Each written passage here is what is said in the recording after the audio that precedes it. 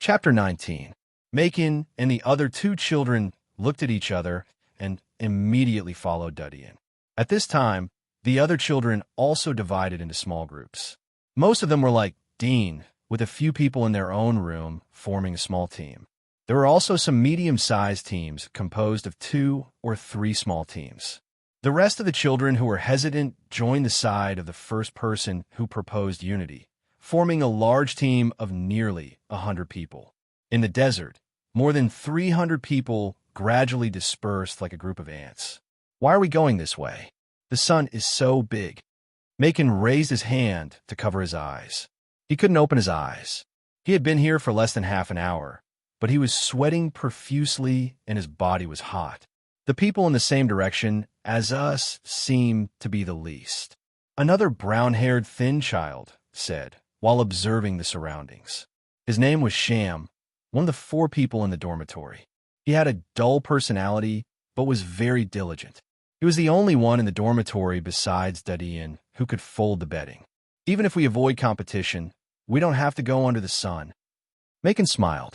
Dadian whispered, "There is a big contrast between the temperature during the day and at night in the desert. Although it is the Black Death season, which lasts the longest among the 3 seasons. But in the evening the temperature here will drop to the temperature of the Black Snow season. Now it is afternoon, and we are going to the west. The sun will be baking here. In the evening the sand in this direction will be warmer than the other directions." The 3 people were stunned as they heard Dudian's serious explanation. Macon bitterly said, "Even if we consider the problem of thermal insulation at night, we don't have to go under the sun. It is easy to be dehydrated. The gains are not worth the losses. Besides, how do you know that the temperature in the desert will drop at night? I feel like my feet are on fire. How could the temperature drop here?" Sham and another child named Zach were also curious. How could it be cold at night in such a hot place? "We will know in the evening." Dudian didn't explain the heat absorption and heat dissipation effect of the sand. This involved knowledge that was not taught in the course. It would inevitably arouse suspicion. Moreover, the concept of heat absorption and heat dissipation was not something that they could understand. "We will definitely find a water source. The only thing we have to pay attention to is that we must not get sick," Dudian solemnly warned the trio. Mason, Sham, and Zach were surprised to hear his words. But they had long believed in Dean, so they didn't question him. But they were very curious. How could Dean assert that he could find water in this desert? It didn't take long for the 4 of them to go into the desert. They were completely separated from the other teams. Mason, Shah, and Zach couldn't help but feel nervous. However, they could only continue to believe in Dean. After all, Dean had never let them down. "Do you remember how to find water in the desert?" Dean stopped and looked around. Mason, Sham, and Zach looked at each other. Mason said, "I remember. First of all, look for a cool place in the sand. Then dig under the sand. Generally, you can dig out a water source." Dean raised his finger and pointed to a place in front of him. There was a raised sand slope. The side was not exposed to the sun. Because of the angle, even if the sun was in the east in the morning, it wouldn't be able to shine. Only at noon would it shine for a short period of time. "Let's go there." He stepped on the sand and took the lead. He touched the sand and found that it was really cool. Mason, Sham, and Zach could not help but be happy. They squatted down and prepared to dig. Dudian waved his hand. "First, wrap your hands. Don't get scratched by the stones inside." Then he tore a piece of cloth from his sleeves and wrapped it around his hands. He squatted down and began to dig. Mason laughed. "You are thoughtful." The other 3 followed suit. They tore the cloth and wrapped it around their hands and squatted down to dig. It has to be said that 3 months of endurance training had greatly improved the physical strength of the 4 children. Even after walking 4 or 5 miles under the scorching sun, they still had the strength to dig the sand. However, this was also a gamble. If they didn't dig out a water source, it would become dangerous for them. Their remaining physical strength was likely to be unable to support them to find the next place where there might be a water source. Therefore, even Dean couldn't help but feel nervous, especially after digging more than half a meter deep. They still didn't touch the soft sand. All 4 of them were slightly worried. "Let's end it and move to the next place." Dean decisively stopped. In this trend, they had to continue to dig at least 1 meter in depth to touch the wet sand. If they wanted to get a water source, they had to dig at least 3 meters in depth. This was the most optimistic situation. It could only be said that this place was not good. We have dug so much. Are we going to give up? Mason asked incredulously. Dean calmly said, "We can't gamble on this. Follow me and move forward." Then, he no longer lingered, turned, and continued to move forward. Mason and Zach were reluctant to give up after digging for half a day. They were unwilling to give up halfway. Sham stood up and said, "Let's go. Dean is right. We can't gamble on this." Then he followed Dean's footsteps. Mason and Zach sighed. They could only shake off the sand on their knees and follow. However, when God closes a door for you, he will also release a dog for you. Dean and the other 3 had just left the pit. Zach, who was walking at the back, screamed in vain. He jumped half a meter high. His face turned pale as he hurriedly ran towards Dean. Dean, Mason, and Sham looked back. They couldn't help but scream in fear. They saw a nearly 2-meter-long snake drilled out of the sand. Its whole body was yellowish-brown. Its scales reflected the cold luster under the sunlight. Under the scorching heat, the 3 of them only felt cold all over. "Run!" Dean was the first to recover. He shouted and turned to run. Mason and Sham reacted in a hurry and shouted to keep up. Flop! Mason ran too fast. His feet stumbled and fell on the sand. Dean, who was running in the front, heard the movement behind him. He couldn't help but look back. He immediately saw Mason falling on the ground. 10 meters behind him, the yellow-scaled snake was twisting its body and swimming towards him.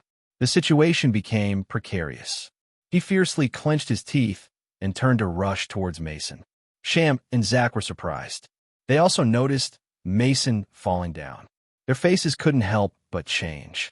They looked at the twisting yellow-scaled snake. Their faces became extremely ugly. They were hesitant for a moment. At this time, Dean had rushed in front of Mason. He grabbed his arm and growled, "Stand up." Mason climbed up and looked back. The yellow-scaled snake was already 2 or 3 meters behind him. It only needed to jump up to pounce on him. He was scared to death and hurriedly retreated, but how could his speed be faster than a yellow-scaled snake? Chapter 20. Just then, a gray shadow flashed past and hit the yellow-scaled snake, knocking it down to the sand. "Run!" Dudian roared. Macon recovered and hurried to run. Dudian looked at the yellow-scaled snake that was twisting its body to catch up with him. He turned around and ran without looking back. At the same time, he tightened his grip on his thick coat. He was able to shoot down the yellow-scaled snake because of the coat. Whoosh! Dudian quickly overtook Macon and ran to the front. His endurance training results were the first in the dormitory. After running for hundreds of meters, Dudian looked back and saw that the yellow-scaled snake had disappeared behind Macon. It should know that the hunt was a failure, so it decisively gave up.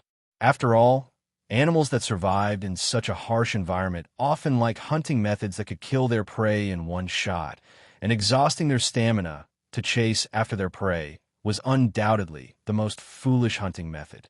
Dudian was relieved. Don't run. It didn't catch up. Macon, Sham, and Zach were surprised for a moment. They noticed that the yellow-scaled snake didn't continue to chase them. They were immediately relieved. The next moment, they felt a deep exhaustion in their hearts. Their bodies were sore, their throats were dry, and they were hot and thirsty. "Scare me to death." Zach patted his chest with lingering fear. "Let's take a break. I'm exhausted." Sham gasped. Macon was still in shock. He looked up at Dudian after hearing the words of the two. He slightly gritted his teeth and said to Dudian, "Dean, this time you saved my life. In the future, don't talk." Dudian patted his shoulder. "Save your physical strength. Don't stop. The snake is likely to continue to chase us in the sand. We haven't left its hunting range. Moreover, it's getting late.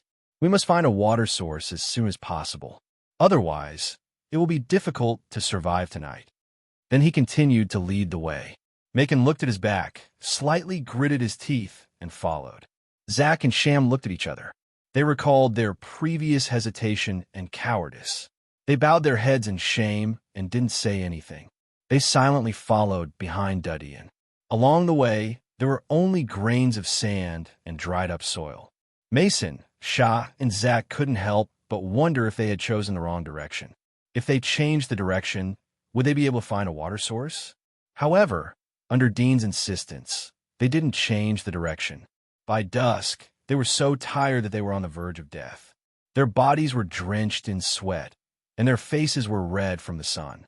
Their speed had decreased to 1/10 of the speed when they first came to the desert, and they were advancing at the speed of a turtle. Found it! Dean's voice sounded from the front.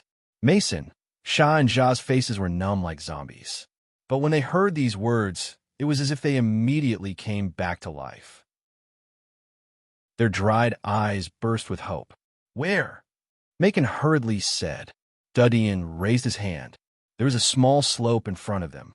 Not far from the slope, there were some dry green grass and cacti. These were very common plants in the desert. Plants, it's actually plants. Mason, Shah, and Zach suddenly became excited. There was a trace of a smile on Dudian's face. Start digging. There must be water under the plants. Then he took the lead and came to the front of a cluster of green grass to dig. He exhorted, "Be careful. There may be other things lurking here." The excitement on the faces of Mason and the other two turned cold as they heard this. They nervously looked around. It didn't take long for Dudian to dig out the wet sand under the cluster of green grass. He continued to dig for half a meter before he finally saw a water source. However, this water source was extremely scarce and mixed with sand. How do we get it? Mason and the other two were dumbfounded. Dudian didn't speak. He shook off the jacket that he used to whip the yellow-scaled snake. He jumped down and took out a handful of water mixed with sand. He put it into the jacket and twisted the jacket. Soon, the water filtered along the wool of the jacket flowed down as he continued to tighten the jacket. After being thirsty for the whole afternoon, this simple filtered water was simply delicious. After drinking a few mouthfuls, Dudian didn't continue but licked his lips with the water. He climbed up and said, "Don't drink too much at once. Just maintain the basic consumption of the body." There was admiration in the eyes of Mason and the other two. They learned Dudian's method and held the sand mixed with water into their jackets to filter and drink. This grass root should be edible. Dudian pulled out the cluster of green grass and looked at the roots covered with wet soil. He rubbed the wet soil clean and broke it off. He saw that there was no colored juice flowing out of it. He immediately bit it with his mouth and gently chewed it. A faint sweetness filled his mouth. It was a bit astringent. He chewed it carefully and swallowed it. Mason and the other two saw Dudian chewing it with relish. They also broke off the grass root and ate it. Bitter. It's really hard to eat. Zach and Sham bitterly smiled, but still chewed and swallowed. Dudian looked at the sky and said, "Let's spend the night here. You pick up some dry wood and make a fire in the evening. In addition, the four of us will take turns to be on duty every night. Who will be the first one to come today? Go to sleep and replenish your energy." Mason said, "I'll do it tonight. If you go to sleep, we don't know what to do." Dudian nodded. "Then you go and take a rest. Zach, go and find dry wood. Sham and I will build a shelter and find some stones." Following his arrangement, they began to get busy. There was a lonely tavern on the edge of the desert. The tavern was dilapidated due to the erosion of the wind and sand. The windows and doors were repeatedly repaired. At the moment, a man and a woman were sitting in the tavern, drinking iced wheat beer. Say, out of 360 people, how many will survive tonight? Chris asked with a smile as she gently played with the ice cubes in the wooden cup with her dagger. Tobu indifferently smiled and said, "Definitely more than you think." "Really?" Chris raised her eyebrows. "Do you want to make a bet?" "What bet?" Tobu was interested. "Let's bet how many people will stay after 10 days. Chris narrowed her eyes. "I'd bet 200. Tobu smiled and said, "Then I will bet 300. "Oh," Chris squinted at him. "You seem to have a lot of confidence in your students, but this time you will lose." Tobu drank the beer in his cup and indifferently said, "Why do you think so?" "Ha ha ha." Crazy covered her mouth and chuckled. "Don't you know that 10 years ago, this desert was the territory of the Ryan family? It was one of the 6 most prosperous places in the commercial district, but it was destroyed by the evil alchemists. Not only the Ryan family was destroyed, but the territory was completely decertified and became a forbidden area under the evil power of the alchemists. Tobu indifferently said, "I knew this 10 years ago because I was there." Chris giggled, "But you don't know." Although the evil alchemist was killed by the Holy Church, but now the other alchemists think that there is still evil power left by the alchemist in the desert. They are quietly gathering here. They don't know that their little moves have been seen by the Holy Church. Tobu's face suddenly changed. "What do you mean?" Chapter 21. Tobu's pupil shrank. He slapped the counter and coldly said, "You dare to use my students as bait?" Chris shrugged slightly. "I don't have such ability, and we are old acquaintances. I understand your temperament. This arrangement is decided by the top, so we can only obey." Tobu angrily said, "But you can't let a group of children be bait. You know that there are alchemists lurking here, but you still let a group of children come allure them. Is this the behavior of the Holy Church?" Chris's face slightly changed. "It is a big crime to talk about the Holy Church in private. Don't be stupid. Besides, if we can capture the alchemists, the children will be recorded as meritorious deeds. In the future, whether they are eliminated and join the guards or qualified to stay and become scavengers, the meritorious deeds will be valuable wealth for them. It is not so easy to establish meritorious deeds." "Well, so I have to thank them?" Tobu sneered. Chris said helplessly, "It doesn't matter if you are grateful or not. This is the truth. Besides, if we change the assessment venue this year, it will alert the enemy. These alchemists have a wide network of contacts, and there may be their spies hidden in the army. Although these children are still a little inexperienced, when they graduate in 3 years, whether they join the guards or scavengers, they may face the alchemists. At that time, they will be the frontline warriors, and no one will be able to protect them. This is also a valuable experience for them." Tobu slightly frowned. He handed the wooden cup to the old man behind the counter. "Old Luo, give me another cup. You are so angry. I will give you more ice." The old man behind the counter laughed. Tobu choked, but didn't say anything. The night came. As the sun went down, the temperature in the desert immediately dropped. The insulation effect of the sand was extremely poor, so the heat was quickly dissipated. At this time, Dean and Sham had used a few stones to build a fire pit. They were burning old plants. The way to ignite the fire was naturally the most primitive method of drilling wood. "So hungry." Zach touched his stomach and looked at Dean. Dean leaned against the fire, closed his eyes, and said, 10 days will pass soon. In addition, talking will make you hungry faster." Zach smiled bitterly and closed his eyes. Mason sat next to the fire and laughed. "Sleep well. You won't be hungry if you sleep." Hungry and cold, it's hard to live. Sham tightened his clothes and moved closer to the fire. Mason smiled. From time to time, he would pick up the firewood and throw it into the fire pit. He remembered Dean's instructions to keep the fire burning to prevent the beast from approaching. Late at night, the temperature was even lower. From time to time, a gust of wind blew.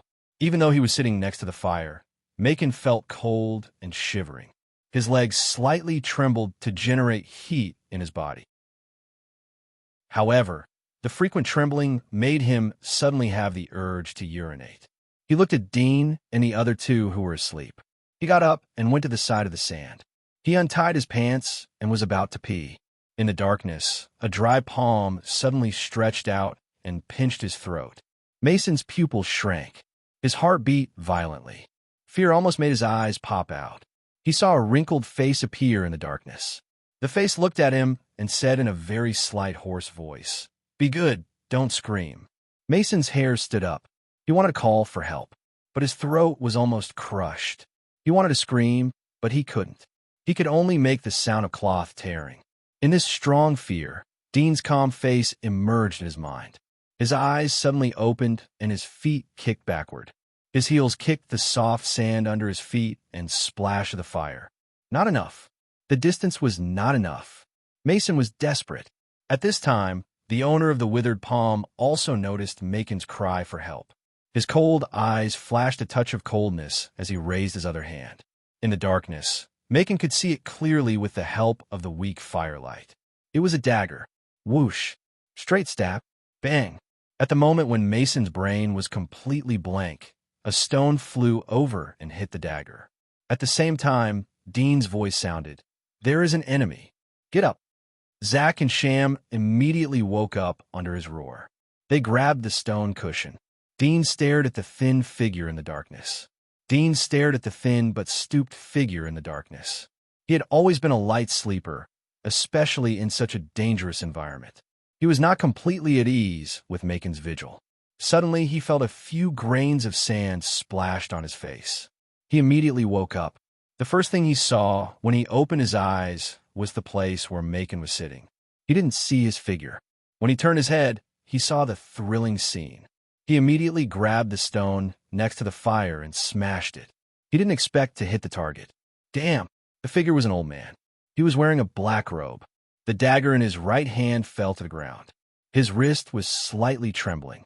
The severe pain made him angry. He pushed away Mason, who was constantly struggling. He took out a green bottle from his chest. He opened the bottle. Green smoke curled up from the bottle. He aimed at Dean's direction and blew it. The green smoke floated immediately. Dean's face changed. He quickly covered his nose. He wanted to remind Zack and Sham, but the green smoke had floated close to him. He couldn't open his mouth. Plop! Mason, who was closest to the old man, was shrouded by the green smoke. He immediately fell down. Dean's pupil shrank. He quickly fell down and pretended to be dead. Plop! Dean didn't need to look to know that Zack and Sham also inhaled the green smoke. But he didn't know if they were unconscious or poisoned to death. His heart was pounding. His heart was full of tension and doubts. Was this also one of the tests? If so, he believed that in addition to those large groups, other small groups would be eliminated. Was the purpose of this assessment to unite everyone? Dean's thoughts turned quickly. He couldn't help but regret. Perhaps the meaning of the above was not to let them survive for 10 days, but to see if they were united? Damn brat. At this moment, Dean heard the footsteps of the old man.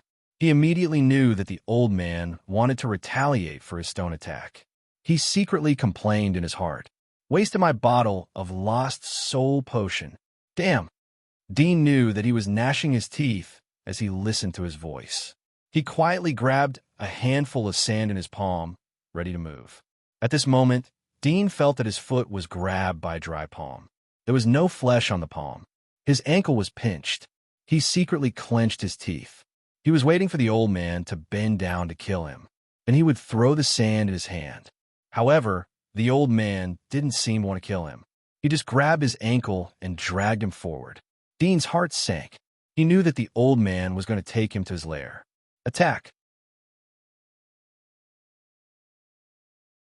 Chapter 22. Dean slowly opened his eyes. With the help of the light from the fire, he saw that the old man was dragging him into the darkness with his back to him. His eyes flashed, but he gave up the idea of a sneak attack. The sand hitting the back of the old man would not have any effect. Instead, he would lose the only chance to sneak attack. At the moment, he had been dragged 2 or 3 meters away. He could not catch the stone on the edge of the fire pit.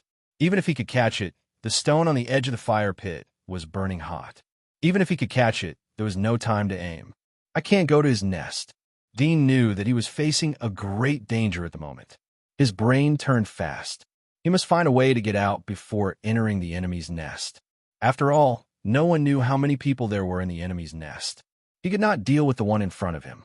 If he was taken to the enemy's nest, he could only be reduced to a fish on the anvil. At this time, the old man dragged Dean to the place where Macon was going to urinate. He bent down to pick up the dagger that had fallen on the ground. Dean was happy. His eyes fell on the stone that he threw. He immediately reached out and touched it. The stone's thermal insulation effect was general. Although it was still hot, he could barely bear it. He grabbed the stone and looked at the back of the old man's head. He suddenly exerted his abdomen, exerted his upper body strength, and threw it. Bang! The stone did not hit the back of his head, but hit his back. After all, he was lying down. Although the distance was very close, the angle was still off. Dean's face was ugly. but he had no time to be annoyed. He hurriedly kicked the soles of his feet and broke away from the old man's palm. The old man was hit in the back. He screamed in pain and almost fell down. He looked back and immediately saw Dean's back. He did not expect that he would fall on a child twice. He was so angry that his chest was about to explode. He ferociously said, "I'm going to kill you." He suddenly raised his hand and swung it. An inconceivable scene appeared. An extremely long black shadow suddenly shot out from his wide sleeves. Bang! It hit Dean's back. Dean immediately fell to the ground. There was a sharp pain on his back. He almost fainted, but his heart was at a loss. With his speed, the old man should not be able to catch up so quickly. Was it a stone? He forced himself to look back, and his pupils suddenly shrank. He saw a scene that was completely beyond his imagination. He saw that the sleeves of the old man were covered with tentacles.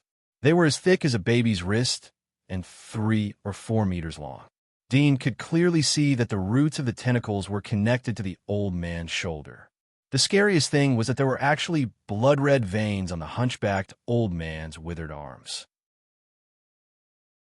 They were like blood vessels protruding from the surface of the skin, full of strangeness and malevolence. Dean couldn't help but think of 4 words: biochemical transformation.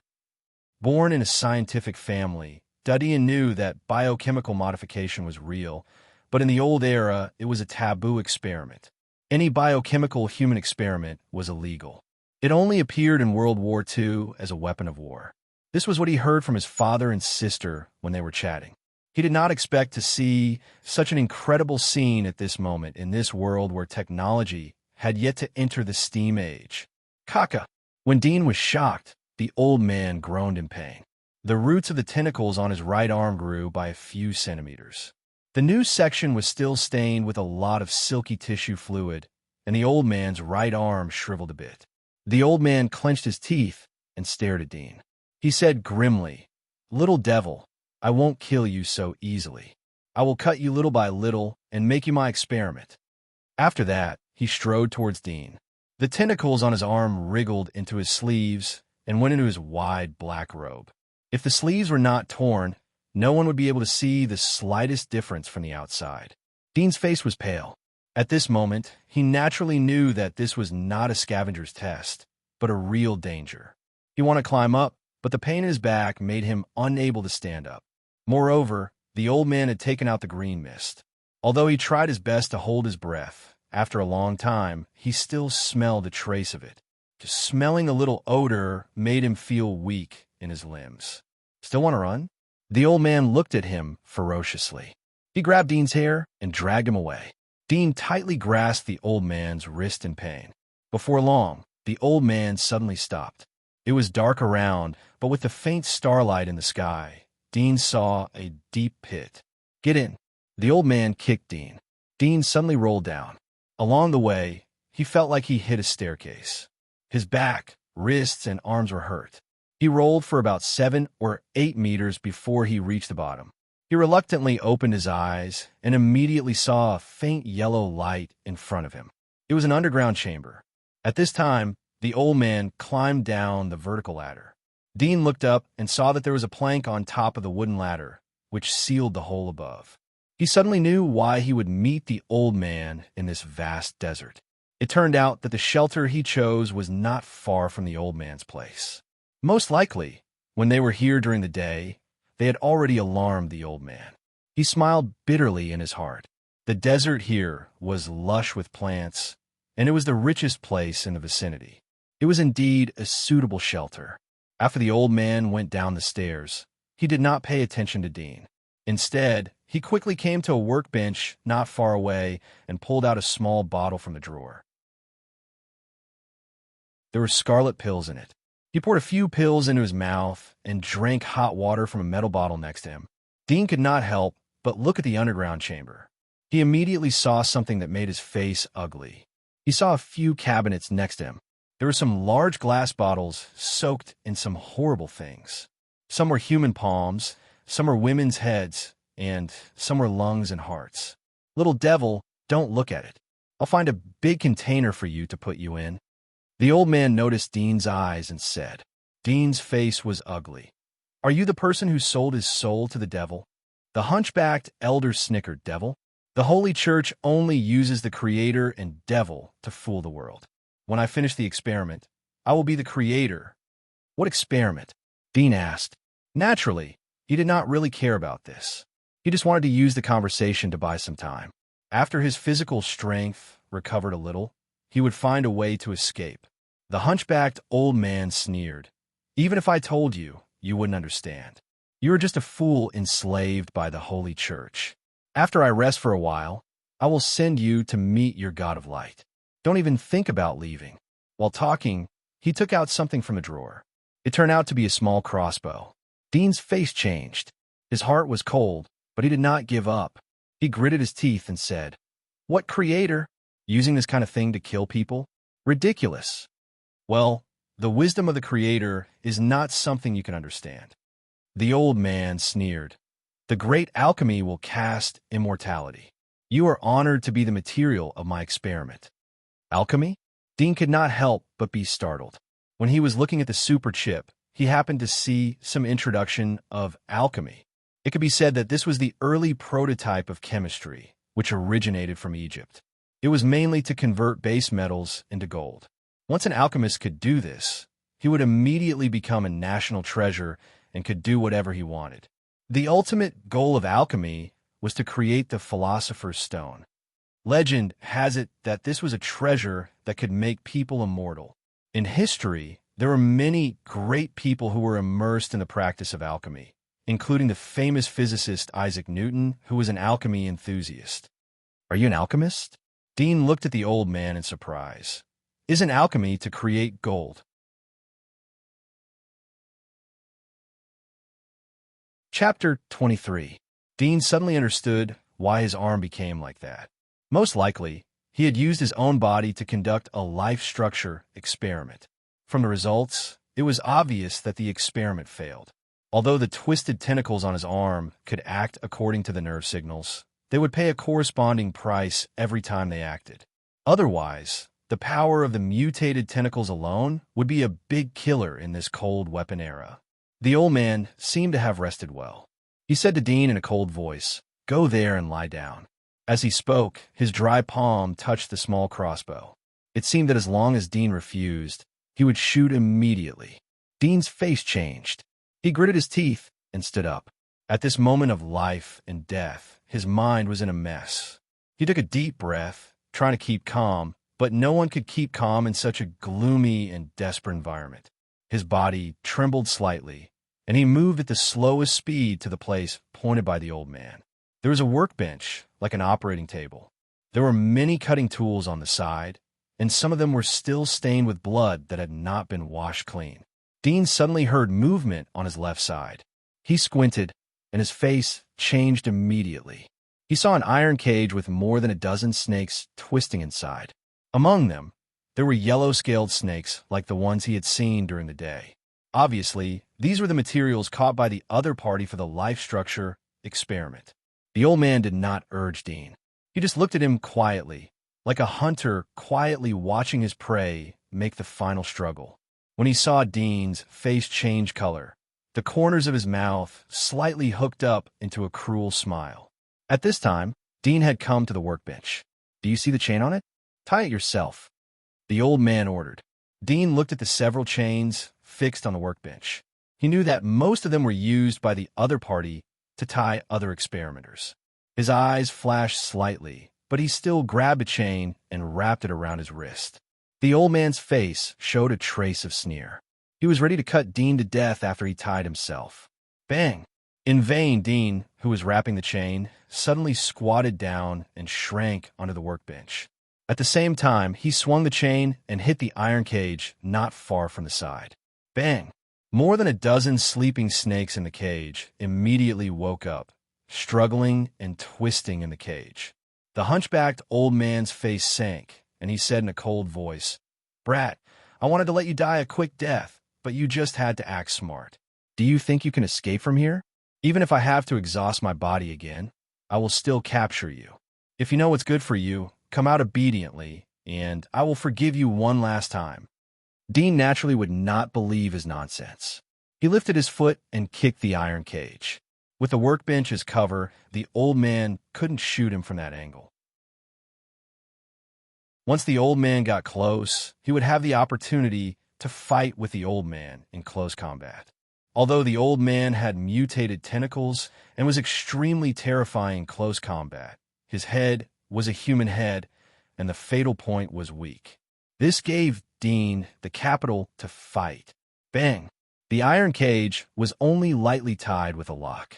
At the moment, under Dean's kick, the iron cage immediately opened. More than a dozen snakes quickly swam out of the cage.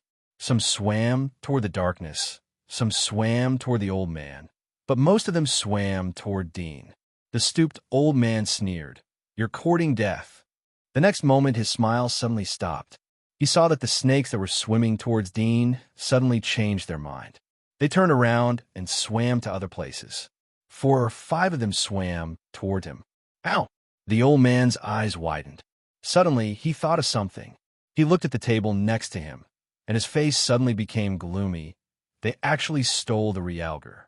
No wonder they have the courage to open the snake cage. Dean firmly grasped a bottle of realgar powder in his hand and sprinkled it all over his body. This bottle of realgar powder should be prepared by the old man when he caught the snakes. When he noticed the snake cage, he thought of realgar powder. After all, although the old man was called an alchemist, he was essentially a biologist of this era. Moreover, he was so old that it was impossible to catch these snakes with bare hands. He could only rely on other things. As he expected, he soon saw the bottle of realgar powder. Perhaps no one had come here for a long time. The old man had been living alone, so the things were placed very casually. It just happened to be in the place where Dean passed by, so he sneaked over. Humph! The old man coldly snorted. He grabbed another set of brownish-yellow robe hanging on the wall next to him and put on his body. At this time, the snakes that swam toward him immediately stopped, then twisted their bodies and swam into the surrounding darkness. Seeing this scene, Dean immediately knew that the robe was mostly sprinkled with realgar powder, and it was probably the coat he wore to catch the snakes. Boy, you'd better come out. The old man's eyes were gloomy, staring at the workbench. His fingers were tightly attached to the crossbow. As long as Dean showed a little bit of his head, he would immediately shoot, although the other side was just a child. But the successive changes had already made him feel threatened, and he would not give Dean any more chances. Dean looked around the secret room. At present, the only way to survive was to subdue the alchemist. But to subdue the other side, relying on the dagger in his hand, was far from enough. Yes, there was a dagger in his hand. This was the cutting tool that he grabbed from the workbench when he squatted down. It was also the only weapon that he was ready to fight with the old man in close combat. At this moment, Dean suddenly saw that on the side of a counter against the wall, there were some bottles and jars. There were labels on them. 2 of them were impressively sulfur and charcoal. This was one of the main raw materials of black gunpowder. Dean's eyes lit up, and his heart was suddenly ecstatic. He hurriedly looked around, but did not see the fire saltpeter. His face could not help but change slightly. Without the fire saltpeter as the main raw material, sulfur and charcoal alone could not make black gunpowder. He clenched his fists. This feeling was like a foot into the door of life, but was pushed back. "Kid, I know you have a dagger in your hand. Are you ready to fight with me?" The voice of the old man sounded again. Dean's heart sank. He knew that the old man had noticed the missing dagger on the workbench. He only heard the old man continue. "Let's continue to waste time like this. I'll eat something to make up for it. Are you hungry?" he said with a sneer. As Dean listened to him, he immediately felt hungry for a whole day, and his stomach juices began to burn. However, his heart was a little relieved. At least he still had time to continue to think of a way. At this moment, a green mist floated over. Dean's pupils shrank, and he hurriedly covered his mouth and nose. He did not expect that the other side would release this thing in this narrow secret room. Obviously, the other side had an antidote or other countermeasures. Dean pinched his nose, and his heart was pounding. He knew that his time was running out. He did not rush to stand up and fight. He expected that the other side might have aimed at his position. As long as he stood up, he would be shot. Chapter 24. Kid, let me see how long you can hold on. The stooped old man wore a dark green mask, revealing only a pair of cold eyes. He stared at the workbench, fingers pressed on the crossbow, ready to shoot Dean, who was about to counterattack. Suddenly, whoosh, a black shadow suddenly flew out from behind the workbench. The stooped old man instinctively pressed his fingers, and with a click, the crossbow shot out. The short arrow flew out quickly, but it did not hit the black shadow, but nailed to the wooden cabinet behind. At this time, the black shadow fell at the feet of the stooped old man. It was Realgar Powder Bottle. His face changed, and he hurriedly looked up. He saw Dean jump up from the ground, but did not bypass the workbench to pounce on him. Instead, he turned around and jumped to the side of the counter, grabbing the bottles and cans on it. Some of the bottles and cans fell to the ground and broke, sprinkling powder on the ground. The stooped old man was furious. These were the experimental materials that he had painstakingly collected and carefully ground. Unexpectedly, they were knocked to the ground. He gritted his teeth and quickly reloaded the crossbow, aiming at Dean. However, in the short time it took for him to reload the crossbow, Dean had once again retreated under the workbench. Damn kid! The stooped old man was so angry that his eyes almost spurted fire, but several failures made him a little afraid of Dean, so he did not angrily go forward with the crossbow. He did not believe in himself, but he really felt a threat from this kid. I want to see how long you can hold on. The stooped old man looked at the green mist that did not dissipate in the secret room, and his eyes were as cold as frost. Caught it! Dean was holding a large glass bottle, which was half a bottle of sulfur powder. At this time, he felt that the oxygen in his lungs was getting less and less, and the feeling of suffocation was getting stronger and stronger. He could not help but look around quickly, looking for the fire sickle stone. However, although the stooped old man's things were scattered, there was no fire sickle stone nearby. No fire. No fire. Dean was desperate. He finally thought of a way, but there was no fire. Suddenly, he saw a shadow above his head, which was reflected by the oil lamp. In an instant, he suddenly opened his eyes and looked at the place where the oil lamp was. It was not far from the stooped old man's table. The oil lamp was obviously used to illuminate his work, and it was not far away. The despair in Dean's heart suddenly disappeared, and at this time, he felt that his chest was about to explode. He hurriedly took off his inner shirt, tied the hem, and poured the sulfur powder from the large glass bottle along the neckline. Immediately, his inner shirt was full of sulfur powder. He clenched his teeth. Success or failure depended on this, and he growled in his heart and threw the inner shirt out. Whoosh! The stooped old man saw a large shadow flying, and instinctively pulled the trigger again. The arrow was shot out. The arrow instantly hit the corner of the inner shirt. The arrow penetrated the inner shirt of the inner shirt. However, the bulging inner shirt fell towards the stooped old man. His expression changed. Worried that it was a trick, he hurriedly raised his hand to block it. With a bang, the inner shirt was blocked by his arm and fell on the table beside his hand. Dean looked up when he heard the arrow was nailed to the wooden cabinet. He knew that the stooped old man would not be able to fill the second arrow so quickly. Bang! The inner shirt was blocked by his arm, and it fell on the table next to his hand. Dean looked up when he heard that the arrow was nailed to the wooden cabinet. He knew that the old man wouldn't be able to fill the second arrow so quickly. His face changed when he saw that his shirt was burning. He hurried to lie down. Bang! Suddenly, a thunderous explosion sounded.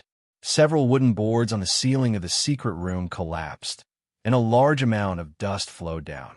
Dean only felt that the workbench in front of him was overturned by a huge force, and the corner of the workbench hit his ribs.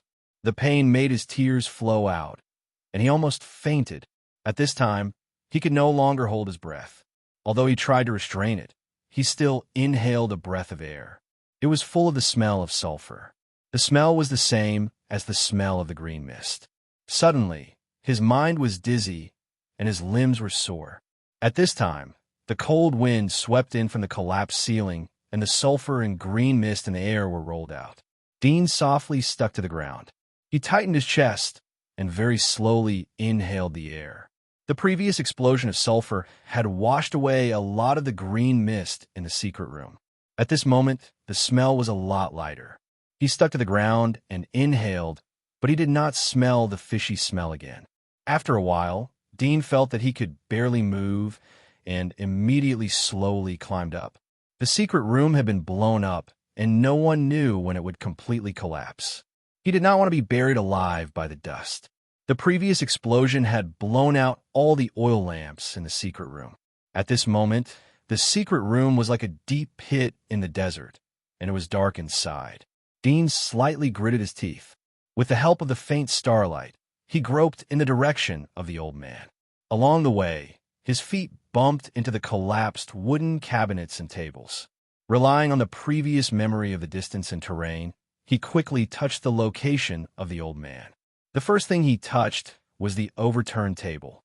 He groped along the table and immediately touched a wet and sticky thing. He carefully touched it, and immediately his face became ugly. Inside the wet and sticky thing, there was a hard thing like a bone. Although it was dark, but he seemed to see the terrible appearance of the old man lying in front of him. He only felt cold. He did not expect the power of the sulfur explosion to be so terrible. It must be known that the sulfur had not been made into black powder. The reason why it would explode when heated was completely based on the principle of dust explosion. I killed someone. Dean's heart trembled slightly. This was a human life. Although he had seen too many broken, poor, and distorted laws in this world, he did not dare to think about killing someone with his own hands. For a time, he only felt that in the surrounding darkness, there seemed to be the other party's ghost, coldly staring at him from behind. He slightly shivered, gritted his teeth, and secretly said in his heart, "I was protecting myself. Don't blame me. I was just protecting myself. I did not commit a crime." Thinking of this, he suddenly clenched his fists, and his heart was full of sadness. The law he obeyed had long disappeared from this world. Even if he committed a crime, who could convict him? He smiled bitterly. In this dark pit, in this place where the starlight could not shine, he suddenly felt so lonely, as if he had been forgotten by the whole world. This loneliness gradually made his trembling body relax, and his heart was not so afraid anymore. Instead, there was a faint indifference. He silently looked at the dark place of the old man's body. After a long time, he slowly moved his body, but not to leave, but to bend down and search on the ground.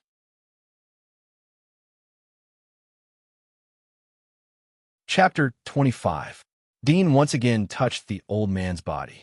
It was wet and sticky like a thigh or an arm.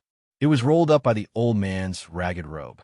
This time, although he was still afraid, he was not as nervous as before. He resisted the trembling in his heart and touched the old man's robe. Suddenly, he touched two hard objects from the wrinkled cloth. He pinched it. It was extremely hard. He thought it was the old man's belongings. He immediately opened the cloth and took out the things. It was cold. He raised it up and saw it was a fire sickle under the starlight. He was pleasantly surprised. He immediately rubbed the sickle and ignited the tinder. Soon, the dim light of the fire illuminated the darkness. With the help of the light, he immediately saw what was in front of him. His face couldn't help but turn pale. He saw that the place he was touching was the hunchbacked old man's shoulder. At this moment, the arm was broken from the elbow, and the ribs on the inside of the chest had also been blasted into a charred mess. Dean's heart was pounding. He was a little nervous. He was afraid that the old man would pounce on him. After repeatedly confirming that the old man's chest was not moving, he was relieved. He found the scattered papers on the ground and ignited them. At the same time, he threw a few pieces of cloth on the ground and burned them. As the fire grew bigger, Dean immediately saw the appearance of the secret room after the explosion. The previous experimental workbench and various purification instruments had fallen to the ground. Almost all of them were damaged. Many things were submerged by the collapsed sand. He immediately found the previous crossbow, but the crossbow's string and body were broken. Obviously, it could no longer be used. Dean was distressed. He could only give up. He was ready to completely burn the place. Suddenly, he saw a few books next to the fire. The top cover of the book was Alchemy Life Theory. Dean picked it up. In addition to the Alchemy Life Theory at the top, there were several books below. All of them were life, alchemy school books. One of them was a small handbook without a name. He opened it and saw that it was handwritten with a quill pen. Alchemy Notes. Dean was a little surprised. He looked at the content. It turned out to be the old man's alchemy diary. Giant wall calendar year 287, black snow season. Today's experiment is progressing smoothly. As expected, if I want to create life, I still have to use humans as experimental subjects. What a perfect material. There were some experimental process records and other events, but he didn't look at them in detail. He put the alchemy notes into his chest. As for the alchemy life theory and other books, he simply flipped through them. Although the names were very lofty, but he felt that it was similar to primary biology. Although he didn't study biology, but at least he had modern thinking. He was influenced by common sense from childhood, so he was able to roughly judge the content of the alchemy notes. He didn't bring them with him. These books were too thick, so he couldn't hide them and would easily be exposed. Judging from the behavior of this stooped old man, alchemy most likely didn't have a good reputation in this world. Otherwise, he wouldn't have hidden in this uninhabited desert to secretly conduct experiments. Dean tore the books and threw them into the flame. The fire burned. He threw the rest of the books on the body of the stooped old man. Then he found the oil pot on the ground and poured the kerosene on the body of the stooped old man. At the moment, he had calmed down a lot. The first thing that came to his mind was to destroy the evidence. When the fire spread, Dean climbed up the wooden ladder that he had previously rolled down.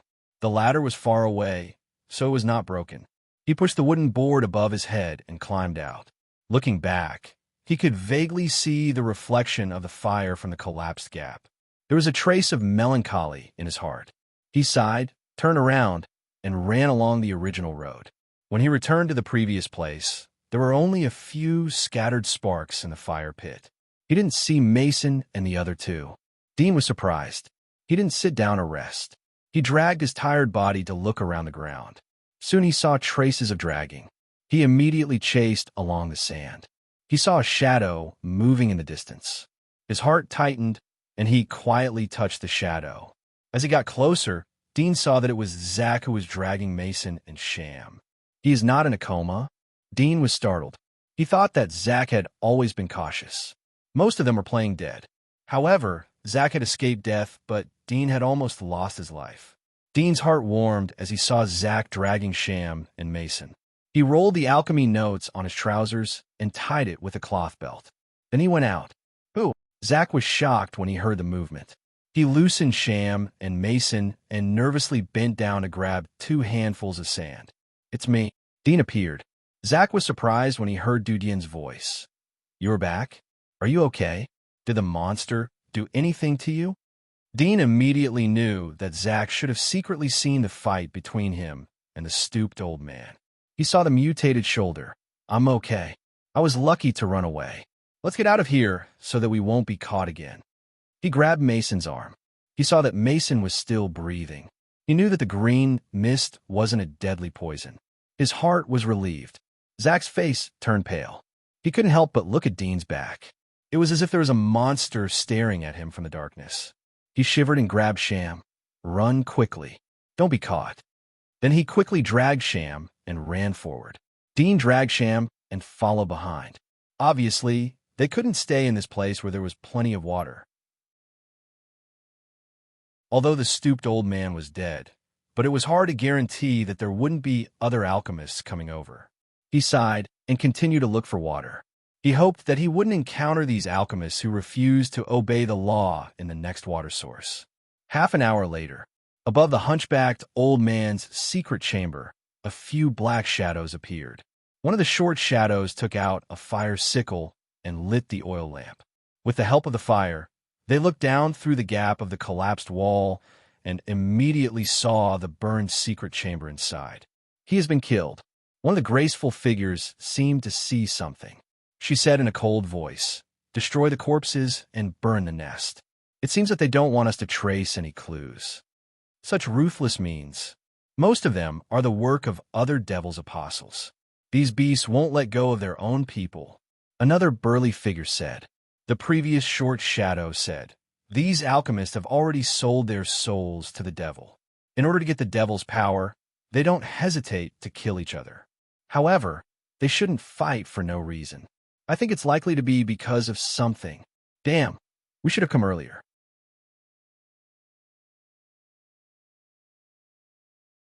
Chapter 26. Look, there are footprints here.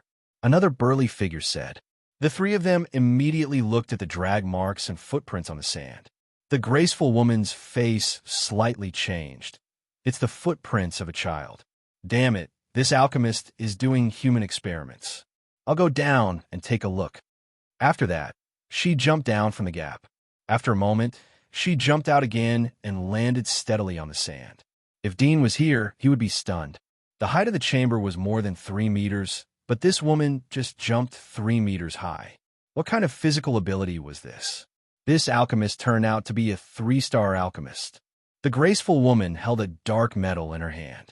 There were 3 5-pointed stars on it and a symbol. It was related to the beliefs of alchemists. They didn't believe in the Creator or the Father, but believed in the starry sky above their heads. There were even some crazy alchemists who wanted to refine the stars in the sky as their ultimate goal. Among these alchemists, there were many who gave up halfway and changed to another profession. They were called astrological diviners. Although it was just divination, the astrologer was still wanted by the luminous Vatican. The reason was simple. The will of God the Father could only be passed to the luminous Vatican, and only the great Pope could understand it. Anyone who tried to guess the will of God the Father was an evil cult with ulterior motives. I didn't expect him to be a powerful character. The burly man's eyes narrowed. To be able to be certified as a 3-star alchemist, he should have obtained some extraordinary power. The person who killed him is most likely a 3-star alchemist, or even a 4-star alchemist. The graceful woman's face was gloomy. There is no trace of the child he kidnapped. There is a pile of sand inside. Most likely he is buried inside. Let's go back and dig out his body. Let's see what his name is and give his parents compensation. After all, he died because of this operation. I hope we can still recognize his appearance. The short shadow sighed. The graceful woman's face twitched, but she didn't say anything. You look for clues in the vicinity. I'll go and move the body of the alchemist up. Inform the knights to carry it back and take away the other things. The burly man ordered and jumped down. The graceful woman and the short shadow looked at each other. They pulled out their weapons and searched the surroundings. In the blink of an eye, 10 days had passed. On the west side of the desert, there was a wall made of desert plants and sand. Dudeen and the other 3 were leaning against it. The surrounding sand was not only hot, but also dry the water in their body. Moreover, the fine sand in the wind could easily block the pores and sweat glands, causing a sharp rise in body temperature. 10 days. Macon was listless, chewing the grass root in his mouth. Do we have to walk back? I have no strength. Sham said, you should be content. If it wasn't for Dean's idea, then we wouldn't be able to hold on for 10 days. If we were eliminated, then our family would go bankrupt. Mason rolled his eyes. You don't need to say that. Dean is my savior. Dean glanced at him. You still know that I am your savior. Last night, I asked you to go and dig some water for me, but you didn't want to. Mason's face turned red. I was too tired. When we go back, I will pour water for you every day. I will absolutely serve you like I serve my grandmother. Come on. Dean shrugged. I don't want to be your grandfather. Go to hell. Take advantage of me. All right, you still have the strength to talk. I'm so hot that I'm smoking. On the other side, Zach said with a helpless look. Then you're smoking. If people see you, then they will know that we have a living person here. You. Wait until we go back and see if I don't beat you up. I was wrong. You don't have to wait until we go back. Come on now. I'm asking for it now. Come on, come on. You bitch. Zach rolled his eyes. After 10 days together, the 4 of them had gone through trials and tribulations together. They had long been close like brothers. They didn't care about anything when they talked. But this result made Dean, Shah, and Zach deeply understand the unknown side of Macon. playing cheap. His words were absolutely infuriating. Moreover, he was a chatterbox. Dean was helpless. He didn't expect that after many years, not only he, Zack, and Sand, but the whole world would be hurt by this sorcerer. Moreover, it would be recorded in the history of war. Ding! Suddenly, a burst of bell rang. They immediately looked up and saw a nearly 5 meters high camel. It was gradually walking in the wind and sand. It was dragging a wooden board that was more than 10 meters long. There were many small wooden wheels at the bottom of the wooden board. At the moment, there were 7 or 8 children sitting on the wooden board. Dean was stunned. Although he knew that nuclear radiation would have a great change in the world, but he didn't expect that the genes of a camel would be so inflated. In addition to the size, the camel's hooves were covered with snake-like scales. It looked like a war beast. The 3 meters high dark horse that he had seen before couldn't be compared to this mutant camel. It's a camel. Zack unexpectedly recognized the camel. He was pleasantly surprised. It's actually a camel that specializes in carrying people in the desert. Haha.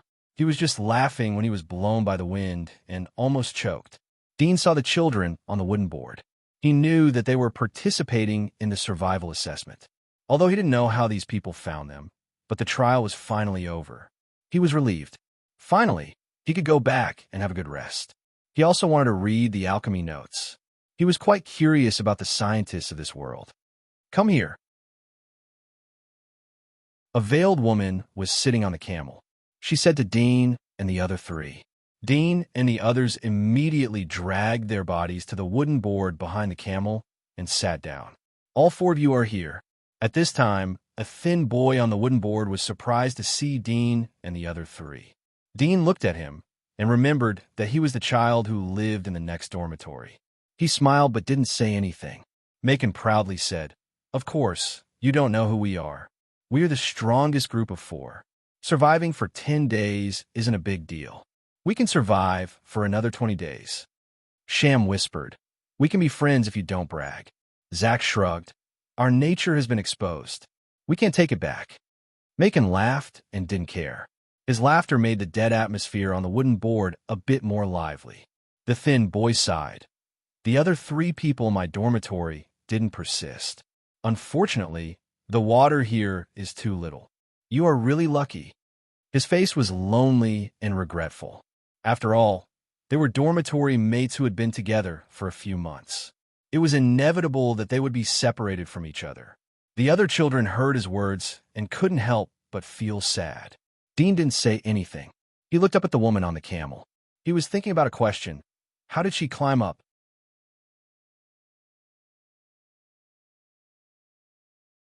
Chapter 27. Riding the camel back to the gathering place. Dean and others immediately saw that the desolate sand was densely packed with figures of different heights. They were other students who participated in the assessment. Although the overall number was much smaller than before, it was still very impressive. So many people are qualified. Mason was surprised. Dean was also a little surprised, but soon he was relieved. Although the children who were recruited here came from different families, but under Tobu's collective training, whether they were delicate or weak, all of them had transformed into a brand new person. There was not much difference in the physique of everyone. Although the first and last place were separated by hundreds of ranks, but in terms of performance, the difference was only a few minutes. Moreover, in this desert survival assessment, endurance was only a supporting role. The real help to survival was to rely on the brain and luck. I didn't expect that there would be so many powerful people. Mason, Zack and Sham said with emotion, "I thought that we were hard-working enough, but I didn't expect others to be the same." The other children were also a little surprised. In these 10 days of survival in the desert, everyone had experienced the difficulty of survival. They had thought that it was already a miracle that they could stubbornly survive in such a hopeless situation. They did not expect that there were so many people who could create miracles like them. At that moment, everyone realized that they were definitely not the most special one in this world. If they wanted to get attention, it was nothing to rely on their current efforts. They had to work 10 times or even 100 times harder to get it. The sun was setting. With the return of the last camel, all the people who had successfully passed the assessment had arrived.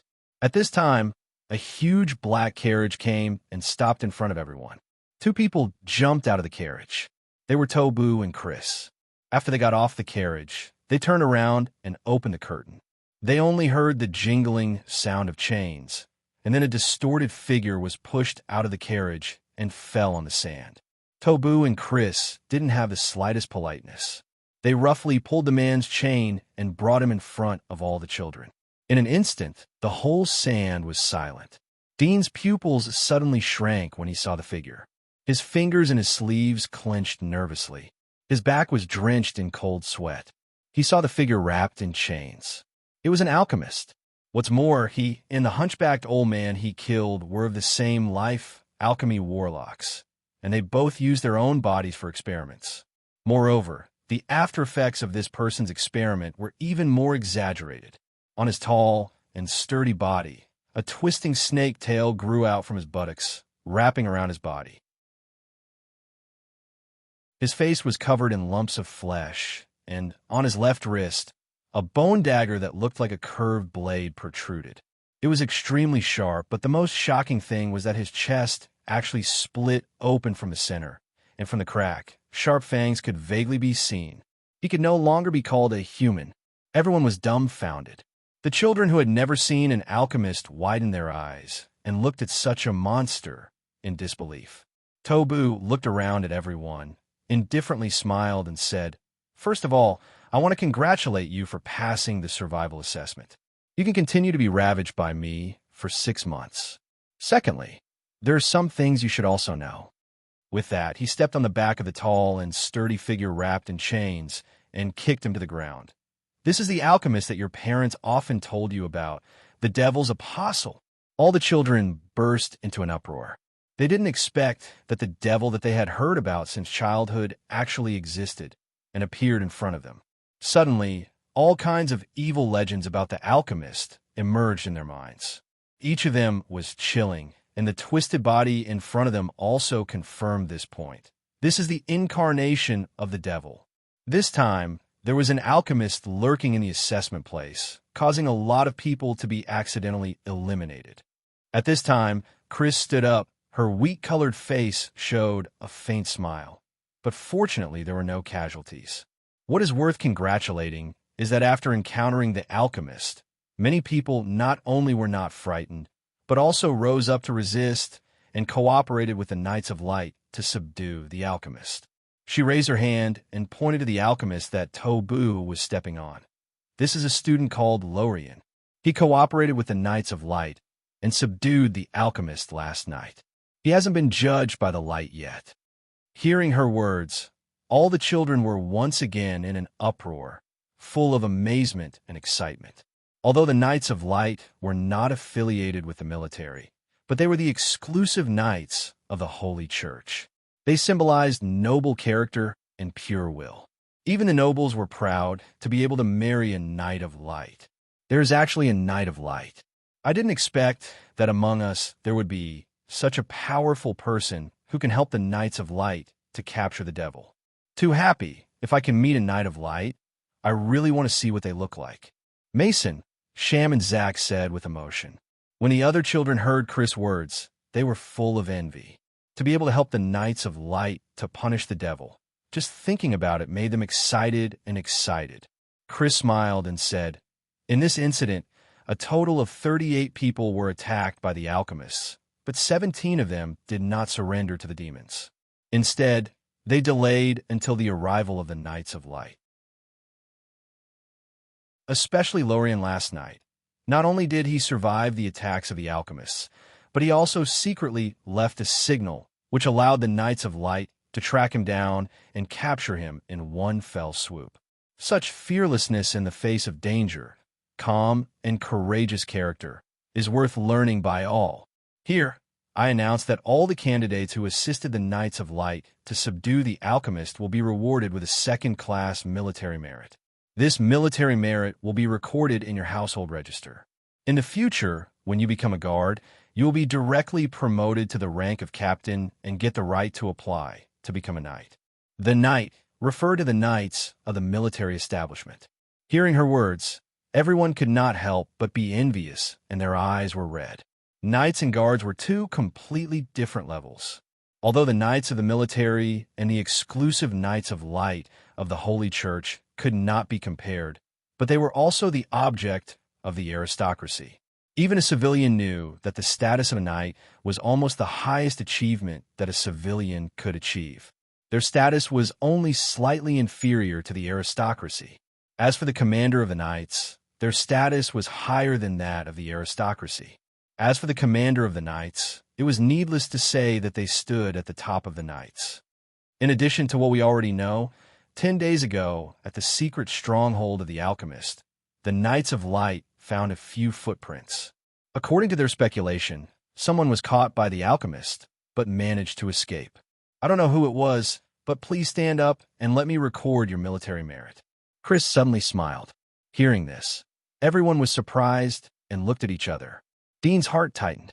He immediately saw Zach, Mason, and Sham looking at him. Only the three of them knew that he had escaped from the alchemist. Dean's heart sank as he looked at the envy and excitement in the eyes of the three. He knew that most of his footprints had been traced by the Knights of Light. But because of the long time gap, he had deliberately covered up the remaining footprints after Zach reminded him. So he didn't catch up at that time. When he killed the alchemist, he did not think about covering his tracks because he did not expect that the Knights of Light would appear. Later, he covered up the footprints to deal with Zach. At the moment, he thought that he was lucky. If he did not cover up the footprints in time, he was afraid that the Knights of Light would have already caught up with him. He had the alchemy notes tied to his trousers. If he was found out, he did not need to think about how big of a crime it would be.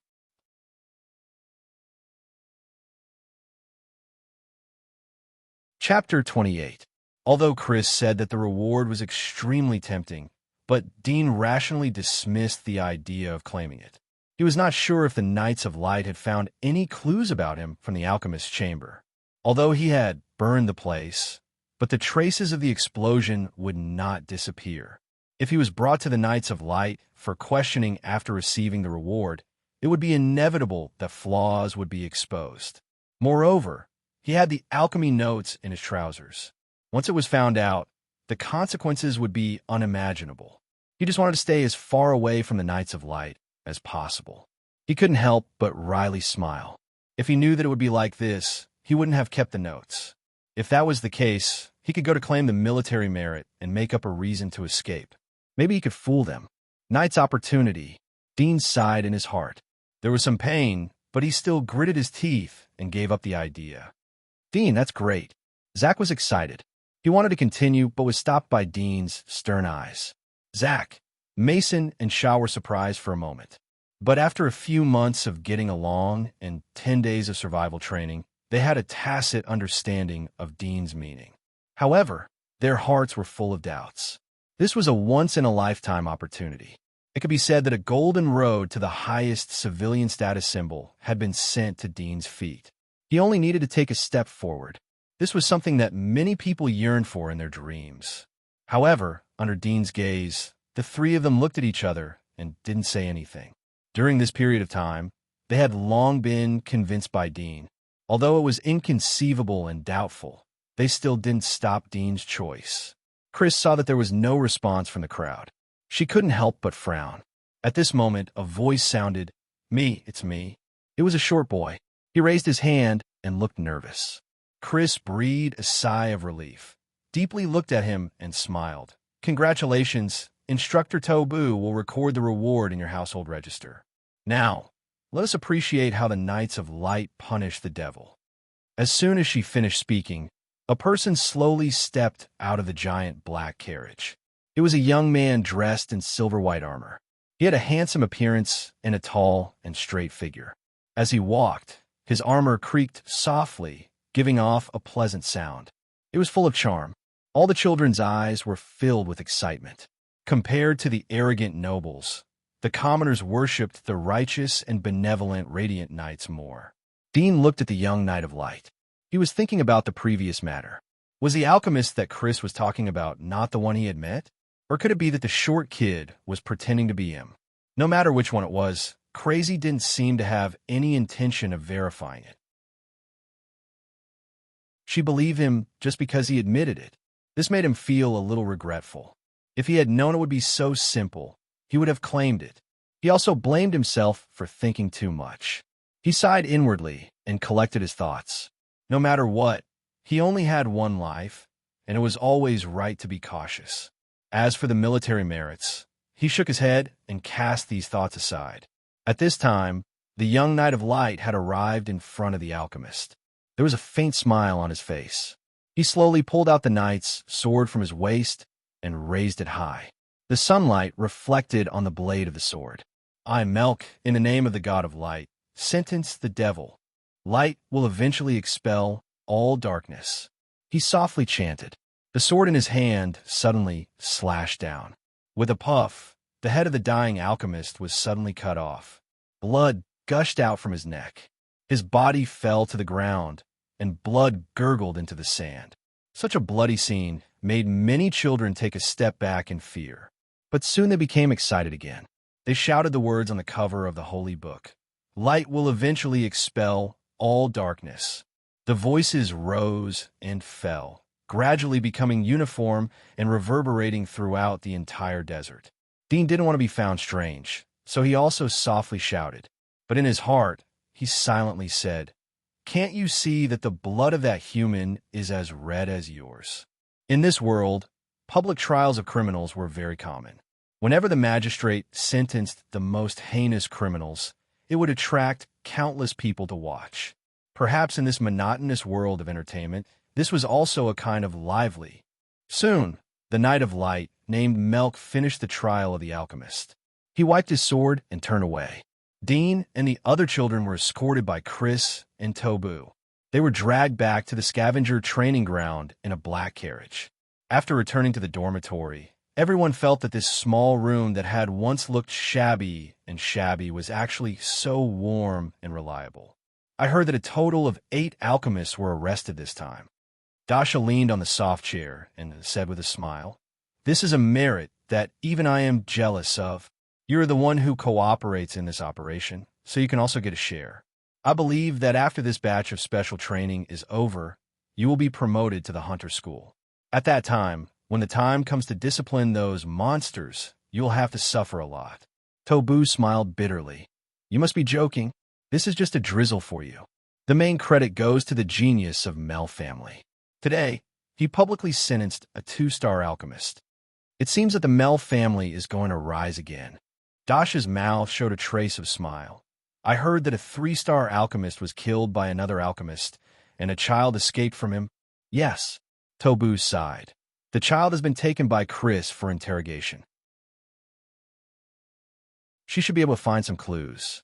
The person who was able to kill a 3-star alchemist is also an alchemist. According to the Knight of Light, the scene was destroyed by the power of the devil. I hope it is not a 4-star alchemist. Dasha narrowed her eyes. 4-star alchemists have not been active in the desert for a long time. If there was a 4-star alchemist in the desert, then I guess you and the Knights of Light wouldn't be able to come back. Tobu took a deep breath and said, "The next time there is such a thing, I hope you can inform me in advance so that I won't be kept in the dark again." Dashuni yawned and said, "I'm tired. You can go back to work first." Tobu slightly smiled and respectfully retreated. Giant Wall Calendar Year 291, Rainy Season. The experiment is ready. I have completely mastered the structure of the human body. Today, I will use my own body for the experiment. Soon, my name, Rosyard, will be forever engraved in the Alchemy Palace. I will become the new creator.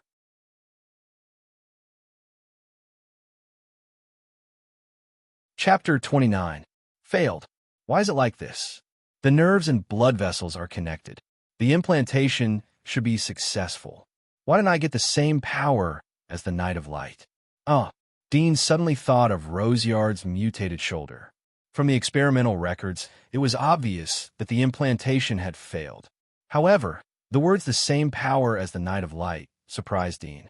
Was the purpose of Rosyard's experiment to turn himself into a Knight of Light? No. To be precise, it was to have the same power as the Knight of Light. Didn't it mean that the Knight of Light would have the power beyond ordinary people through genetic modification? This was definitely an explosive piece of news. It should be known that genetic modification is an evil technique used by alchemists. If the Knights of Light are also like this, then the holy church behind them is an extremely terrible existence. Dean's eyes were full of doubt, but he continued to read. The latter part of the diary recorded Roseyard's experimental experience for more than a decade. After the failure of the experiment, Roseyard became cautious. Every time the experiment progressed to success, he would find human children as experimental subjects. Once the experiment was successful, he would kill the child. Then he would post the results of the experiment to the Dark Church to get alchemy merits. Once the merits accumulated to a certain level, they would be able to upgrade their alchemy level. They would be certified to a higher level and get greater rights and resources. According to Roseyard's diary, the Dark Church was a huge force composed of alchemists, potioneers, dark puppeteers, and other heterodox professions. They were lurking everywhere in the giant wall. The members of the Dark Church were nobles and poor people. Even the army was infiltrated by the Dark Church. If the Holy Church was a behemoth standing proudly in the sun, then the Dark Church was a terrible monster lurking in the night. Holy Church, Dark Church, giant wall, military. Dean murmured. At present, these three forces were in a tripartite situation in the giant wall. The mysterious magistrate seemed to be detached. He didn't know whether it belonged to the giant wall military or the Holy Church, but at least it didn't belong to the Dark Church. I know too little. Dean sighed. He was at a loss, as he didn't know where to go in the future. He couldn't stand the restrictions if he surrendered to the giant wall military. He couldn't abandon his faith if he joined the Holy Church. He couldn't face his conscience if he joined the Dark Church. From the notes, it could be seen that the various professions of the Dark Church were the same as the scientists of different fields in the old era.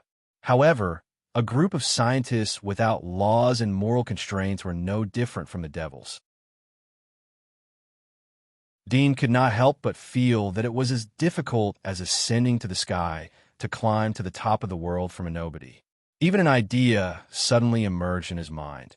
It seemed to be good to live in such an ordinary way. He thought of the noble girl's sharp words, Injura, and her husband's humble attitude in front of the nobles. He also remembered that he almost lost his life in the castle. He gently closed his eyes and asked himself in his heart, "Can I survive if I'm ordinary? Would he be able to avoid disaster just because he was humble? No, I can't." When one's life was threatened, being ordinary and petty would only make one even more powerless to resist. He slowly opened his eyes. His eyes were unprecedentedly firm. Even if he had to sacrifice his freedom, even if he had to abandon his faith, even if he had to abandon mercy, he had to live well. Even if he had to crawl in the dark quagmire, he had to dig out his own light. He grabbed the iron sheet on the table and cut his arm. There was a finger-long, bright red wound. The pain made him slightly clench his teeth, but his eyes became colder and colder. He secretly said, Dean, it's just because of the difficulty that you have given birth to such a cowardly idea. How can you face your parents? How can you face your sister? You have taken up the only chance to survive." He clenched his teeth as he looked at the blood flowing from his arm. The pain eroded his brain. He clenched his fists as if to firmly remember the pain. He silently warned himself that no matter what difficulties he would encounter in the future, he would never change his direction. He would never let the world tame him. Mason and others came back and saw the blood flowing from Dean's arm. They were shocked and quickly sent him to bandage. The scavenger training continued. Time flew. 3 years passed in the blink of an eye. Dean, the special training is finally over. Today is the coronation ceremony. Finally, we can go home to see our parents. Zach laughed. He was a filial son in the dormitory. Every month he would go back to see his parents. Dean, Mason, and Sham would only visit occasionally. Usually, they would write letters to their parents so that they would not worry about them. Dean smiled. After 3 years, his appearance had changed a lot. His skin was not as white as before. Instead, it was a healthy wheat color. His height was about 1.6 meters. Compared to his peers, he was very tall. After all, he was only 12 years old this year. Hey, our dormitory should be the most special one. all four of us stayed. Mason grinned, revealing 2 rows of white teeth, full of sunshine and hearty. Sham was tidying up his clothes. He looked up and smiled. I hope that after we enter the military, we can be assigned together. If we are separated, remember to come to my family's tavern to play. I'll treat you. Dean and the other 2 had already heard the address of his family's tavern. Mason laughed and said, I will definitely drink your family's money. They laughed. At this time, all of them had finished packing up their luggage. Dean said, let's go. It's getting late. Let's go to the drill ground. The 4 of them went out and came to the huge drill ground. There were dozens of figures chatting. Mason sighed.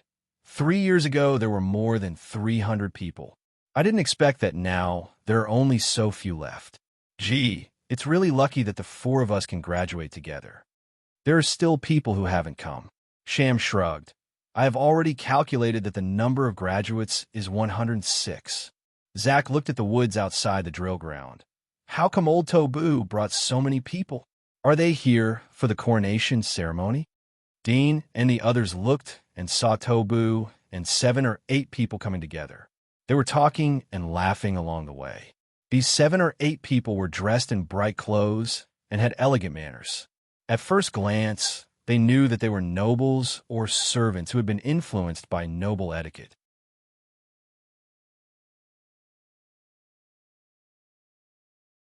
Chapter 30. After a moment, all the people had arrived. Hundreds of figures stood neatly on the drill ground. Tobu said to the 8 adults, Everyone, wait a minute. He came to the front of the crowd. There was a rare smile on his cold face. First of all, congratulations on finally standing out from the garbage and becoming a qualified soldier. However, the real test will begin from now on. From now on, you will leave this warm cradle and face the real life and death. Everyone was slightly surprised. Some did not understand the meaning of Tobu's words. Dean's eyes lit up. He knew that Tobu was going to announce the identity of scavengers. As he expected, Tobu looked at everyone's puzzled expression and said in a clear voice, From the moment you graduate, you will get a new identity. But you will not be a guard as you think, but a scavenger. Scavengers? Everyone looked at each other. I know that many of you are hearing about this position for the first time. Tobu slowly said, Let me put it bluntly. Scavengers are higher than guards and are on the same level as knights. However, knights are loyal to the core and nobles. In my opinion, they are just a group of small white faces. Scavengers are the real warriors who create wealth and protect human beings. Everyone's eyes widened. The same level as knights? What kind of illustrious identity was that? Suddenly, everyone felt like they were dreaming. They did not expect that 3 years of hard work and persistence would get such a generous return. Tobu looked at the excitement on everyone's face and calmly said, But the difference between scavengers and knights is that one is in the dark and the other is in the light. In short, scavengers are the heroes behind the scenes. From today on, your identity as scavengers can't be disclosed even to your parents or loved ones. This is a military secret. Outside, we will give you the identity of a guard to cover up. After you have accumulated enough military merits, you can get permanent residence in the commercial district. Hearing Tobu's words, everyone's eyes blazed. Living in the commercial district was the wish of almost every civilian in the residential district. Instructor, what is the job of scavengers? At this time, a dark-skinned teenager raised his hand and asked. Tobu indifferently said, Your job is to go to the safe area outside the giant wall, collect all the information and resources outside the giant wall, and bring them back here. All the children were in an uproar. They realized that there was no free lunch in the world. Although no one had seen the world outside the giant wall, but they were indoctrinated from an early age. They were full of awe for the giant wall. This was a deep-rooted fear. But now they had to step out of the giant wall and go to the forbidden area. Instructor, can we withdraw? Someone raised his hand weakly. Tobu indifferently said, Yes, but I will give your family compensation in the name of death in the line of duty. Everyone felt a chill in their hearts. This was a position with no choice. You don't have to worry. although it is very dangerous outside the giant wall, but we will not waste 3 years of resources to cultivate some cannon fodder. You work in a safe area that has been cleaned.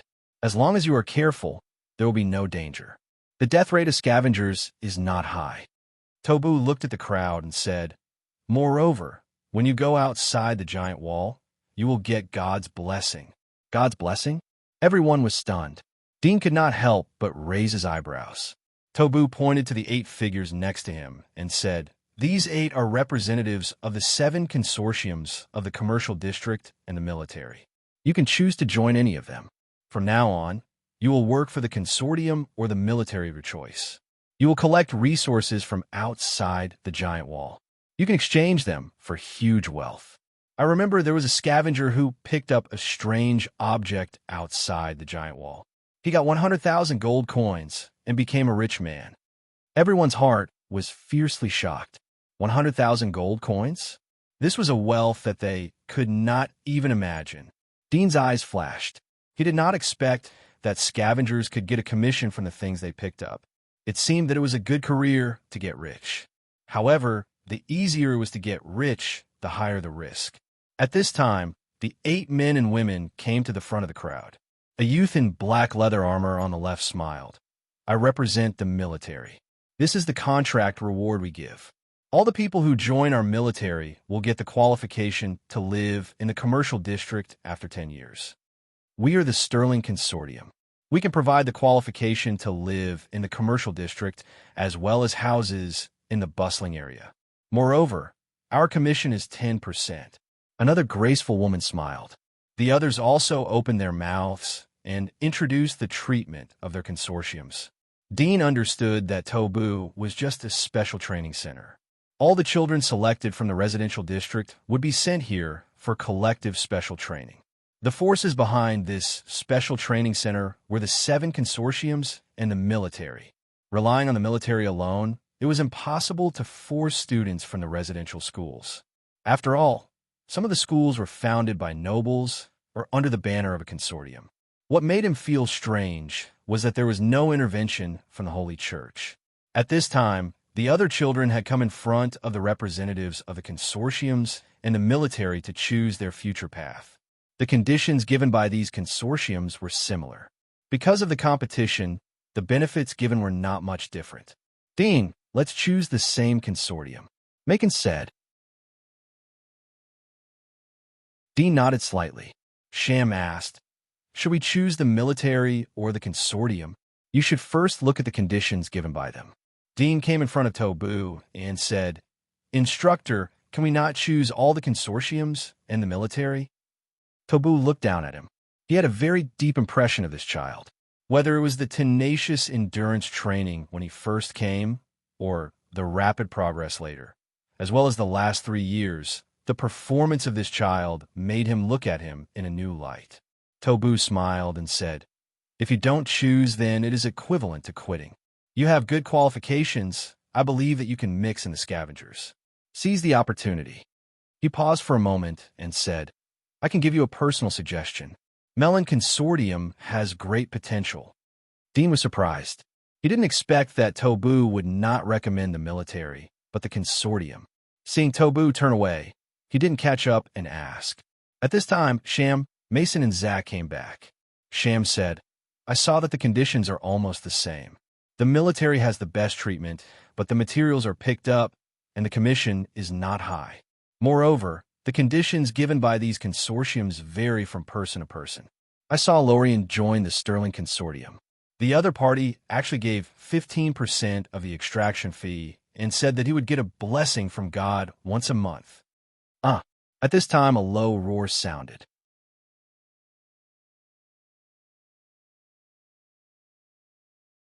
Chapter 31.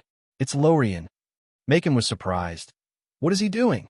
While he was in doubt, Lorian suddenly let out a loud roar. A faint redness emerged on the dark skin of his entire body, and a large amount of hot sweat emerged from his trembling muscles, bringing with it a faint stench. Along with this roar, Lorian recovered. The top muscles of his body gradually relaxed, and the blue veins on his body also disappeared. He let out a long breath and looked down at his palms. There was some surprise on his face. Suddenly, he squatted down and tried to jump. Whoosh! He jumped 2 meters high. Not the top of his head, but the soles of his feet were 2 meters above the ground. The audience was silent for a moment. Everyone looked at him in shock, their faces full of disbelief. After 3 years of hard training in the special training ground, although everyone's physical fitness was much better than their peers, there was still a limit. Wanting to jump 2 meters from where they stood was simply a fool's dream. But Lorien did it. Dean's pupil shrank. This was almost the limit of the athletes in the old era. It was not something that an average person could reach. Moreover, although Lorien's performance in the 3 years of training was very good, but it was far from such extraordinary physical fitness. Is this the blessing of God? Dean muttered to himself. When Sham heard his words, he was stunned. What? At this time, the graceful woman smiled at the surprised Lorien and said, "This is God's blessing. From now on, you will get a chance to bless once a month. I hope you will work hard and use the power God has given you to create more wealth for mankind." Lorien was excited. He knelt on one knee and respectfully said, "Lorien swears to be loyal to Father." The graceful woman smiled and lifted him up. She looked at the others. Anyone who joins the Sterling Consortium will get the blessing of God. Hearing her words, the other children had already understood that Lorien's sudden extraordinary power was a blessing from God. For a moment, all the children were ready to move. "Nori, aren't you being unkind?" Another slender man raised his eyebrows. "Bringing the blessing here is not a fair competition, right?" The graceful woman smiled. "The rules didn't say that we can't bring it." The man could only coldly snort. "Everyone who joins our green consortium will also get the blessing of God. After signing the agreement, you can go back to the consortium to receive it. Don't worry." Hearing this, many children were relieved, but there were still some children who hesitated and moved to the front of the Sterling Consortium. At this time, there was another low roar. They saw a short boy standing in front of Nori. His whole body was bulging. His appearance was similar to the previous Lorien. After a moment, the abnormality was restored. He also jumped to a height of 2 meters. The surrounding people were amazed. But thinking that they would have such extraordinary strength, they were excited. Dean's pupil shrank. The shock in his heart was even stronger than before. This time he saw clearly that the God's blessing that the woman named Noni had mentioned was actually an old-fashioned syringe. The syringe was filled with pink liquid, like diluted blood. It was she who injected this liquid into the boy's arm, causing the latter's physical strength to soar. This was not the blessing of God. It was clearly like a genetic potion. The reason why Dean was shocked was not because they called the genetic potion God's blessing, but with the technology of this era, how could it be possible to produce such a significant effect of genetic potion? One must know that the extraction of genes was already at the microscopic level of technology. There was no microscope, no electricity, no precision instruments. How could it be done? Wait, she said God's blessing. Could it be that this is something from the Radiant Church? Dean's heart shivered. He always felt that the Holy Church held unknown secrets, and it was likely to be related to 300 years ago. Perhaps this gene extraction technology was one of the secrets of the Holy Church. Amazing, worthy of the blessing of God. I don't know how long this power can last. Mason, Zach, and Sham were excited. Anyone who thought that they would soon have the power beyond ordinary people would be excited. Dean was worried as he heard their words.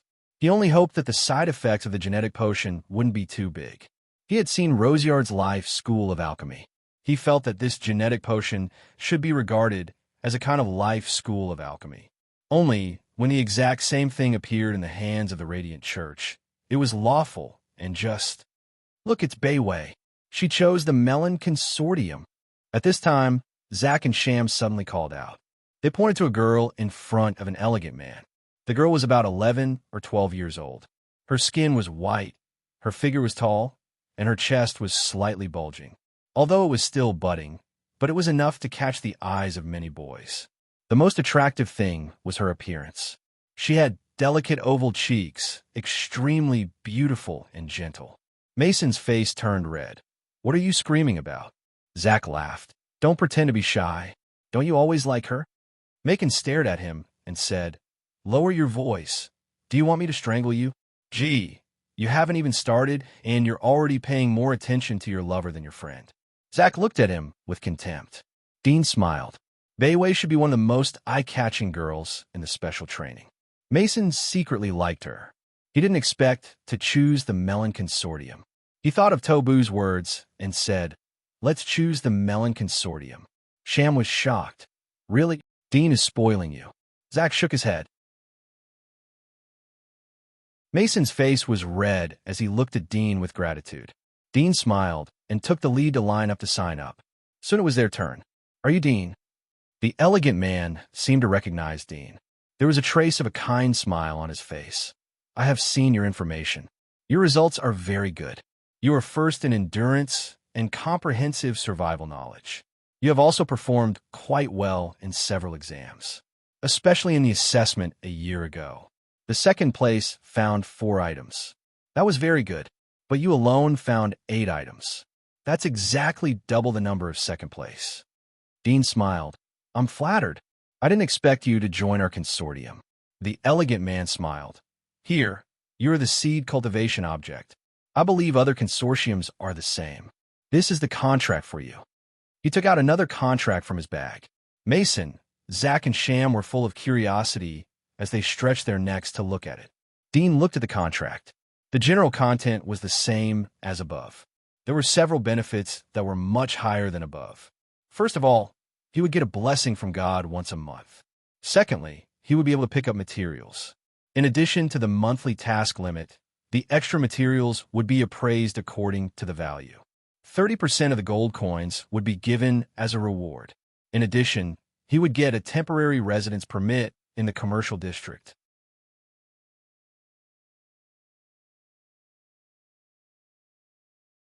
Chapter 32. Did I see it wrong? The cost of the extra materials is 30%. Isn't that 3 times more than us? Look, the duration of the temporary residence permit is actually 10 years.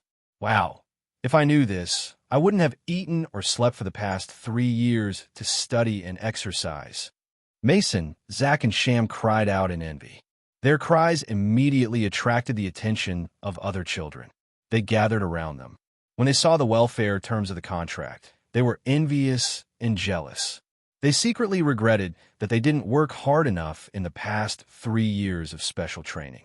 Nori frowned as she saw Dudian. He actually chose the Melon Consortium. Does this little guy know something? Lorian, who was standing behind her, heard the words of Mason and others. His heart had a bad taste. He said to Nori, Why is his contract welfare so high? My endurance score is 2nd, and my comprehensive knowledge score is 3rd. It's not much different from him. Nori looked back at him and smiled sweetly. It has always been like this. The first will always get preferential treatment. Lorian's face was ugly. In the past 3 years of special training, the top 5 had competed with each other and regarded each other as opponents. So when he saw Dudian getting such preferential treatment, it was inevitable that he was not convinced and jealous. The withdrawal fee was 10% higher than his, but the main reason was the 10-year temporary residence permit in the commercial district. It was too much to make him jealous. Boy, don't be unconvinced. Although your results are excellent, but this little guy named Dudian's performance in every exam is extremely outstanding. What we really care about is the results in the practical exam. It's useless to rely on rote memorization and endurance. If you can't use it in practice, then it will be in vain. At this time, the previous man said with a smile. Lorian's face became more and more ugly as he heard his words. Nori coldly snorted, You should worry about yourself. If you can't even recruit a top 5 student, then how will you go back and explain to your boss? The man frowned and turned away. He didn't want to argue with the woman. Are you satisfied with this contract? The elegant man from the Melon Consortium looked at the gathered people. There was a hint of joy in his eyes as he gently asked Dudian. Dudian quickly glanced at the terms of the contract. He pondered for a moment. It says that every 3 months I have to obey the consortium's arrangement and go out to scavenge.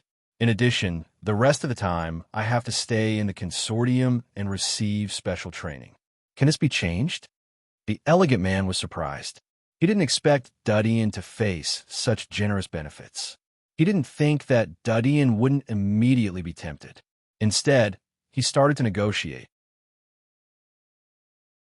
He felt strange in his heart, but maintained a smile on his face. If you think 3 months is too tight, then once every 4 months is the limit. Dudian shook his head. 3 months is no problem. Once every 3 months is no problem. Can I allocate the rest of the time? The elegant man was taken aback. He hesitated for a moment and said, I'll have to ask the higher-ups about this.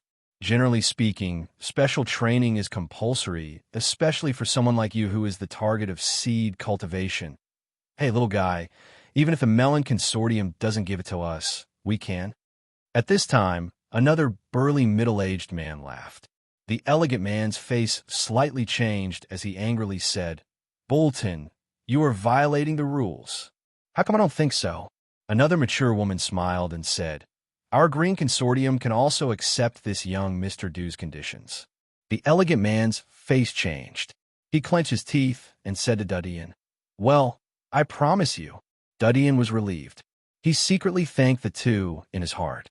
The contract will be revised and given to you when we return to the consortium. The elegant man said to Dudian, I don't have God's blessing with me. I will give it to you when we return to the consortium. You stand behind me, and then we will go back together. Dudian nodded slightly. The other consortiums could only regretfully give up. But the previous burly middle-aged man didn't give up. Little guy, if they go back and breach the contract, you can come to our Washington consortium. My words are always valid. The elegant man angrily looked at him. Bolton, you are slandering us. The burly middle-aged man shrugged his shoulders and turned around to continue to win over other students. The elegant man coldly snorted. His eyes fell on Mason and the others. His expression softened as he said, Are you together? Mason nodded again and again. Yes. Can you give us more benefits? The elegant man was speechless. I really can't change it. These are the rules. Mason looked up and saw that no other consortiums were coming to compete with him. He couldn't help but be disappointed. Well, the elegant man couldn't help but be angry as he saw his actions. Soon, all the students were divided by the 7 consortiums and the military. Each consortium led their recruited students to ride the carriages of their respective consortiums to the headquarters of the consortium. Dean and others opened the curtains and looked at the distant field behind the carriage. There was some sadness and reluctance in their hearts. For the past 3 years, the sweat and the experience of falling and climbing up again and again were like a microcosm, forever imprinted in their memory. Goodbye. The carriages came to a bustling area. The pedestrians on the road saw the flags on the carriages. They hurriedly avoided the carriages for fear of blocking them. After a moment, several carriages of the Melon Consortium stopped in front of a bustling street. The elegant man took the lead to jump off the carriage and entered a huge building on the side of the road. After a moment, 7 or 8 young girls came out of the building and came to the front of the carriage. They opened the door and said to the people inside the carriage, Elders, please. The children in the carriage looked at the white and tender girls. They were at a loss for a while. Dudian got off the carriage. The elegant man went straight to him. His face was full of smiles as he said, Come with me. I'll take you to handle the identity procedures. He turned and led the way. Dudian immediately followed. Mason and others also followed behind Dudian. The people in the other carriages were led by the girls and followed behind. After you have your identity, you will be part of the Melon Consortium. From now on, you will enjoy the benefits of the Melon Consortium. You will also have to abide by the rules of the Melon Consortium. The elegant man said as he led the way, Dean, you are the seed of this session. There will be a noble gathering tonight. You can come and see the upper-class celebrities of the commercial district. These people are from the families of the Melon Consortium. They are our superiors. Dudian asked, Can I not go? The elegant man was stunned. Why? I want to go back and see my parents first, Dudian said. The elegant man suddenly came to a realization. There was some admiration in his eyes as he said, I can't understand, but seeing that your parents are not in a hurry, this is a rare opportunity. Others can't participate even if they want to. Besides meeting the nobles, Lord Hunter will also be present.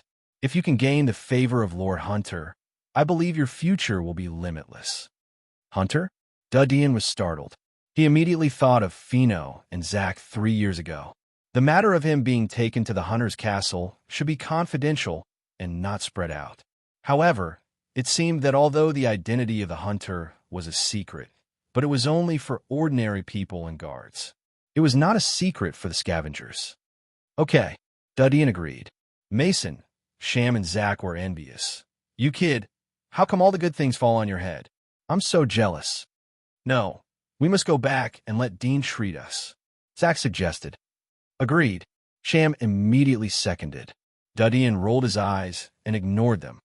So what is the Hunter? Mason asked curiously.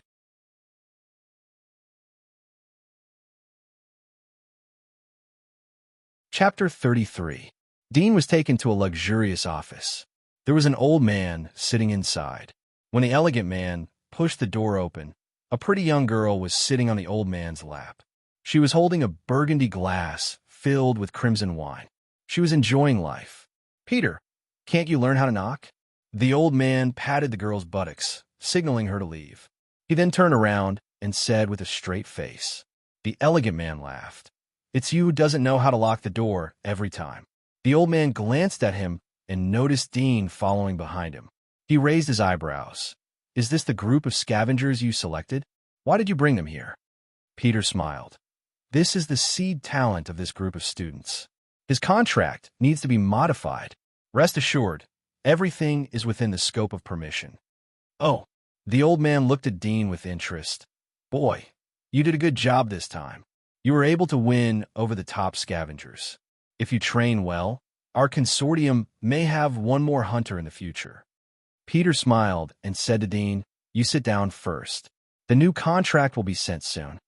He said to the old man, Take out the identity medal and uniform. The old man smiled and opened the drawer. He pulled out a stack of black standard soft armor. Dean sat on the sofa and saw the uniform. He couldn't help but think of the people who took him to the special training 3 years ago.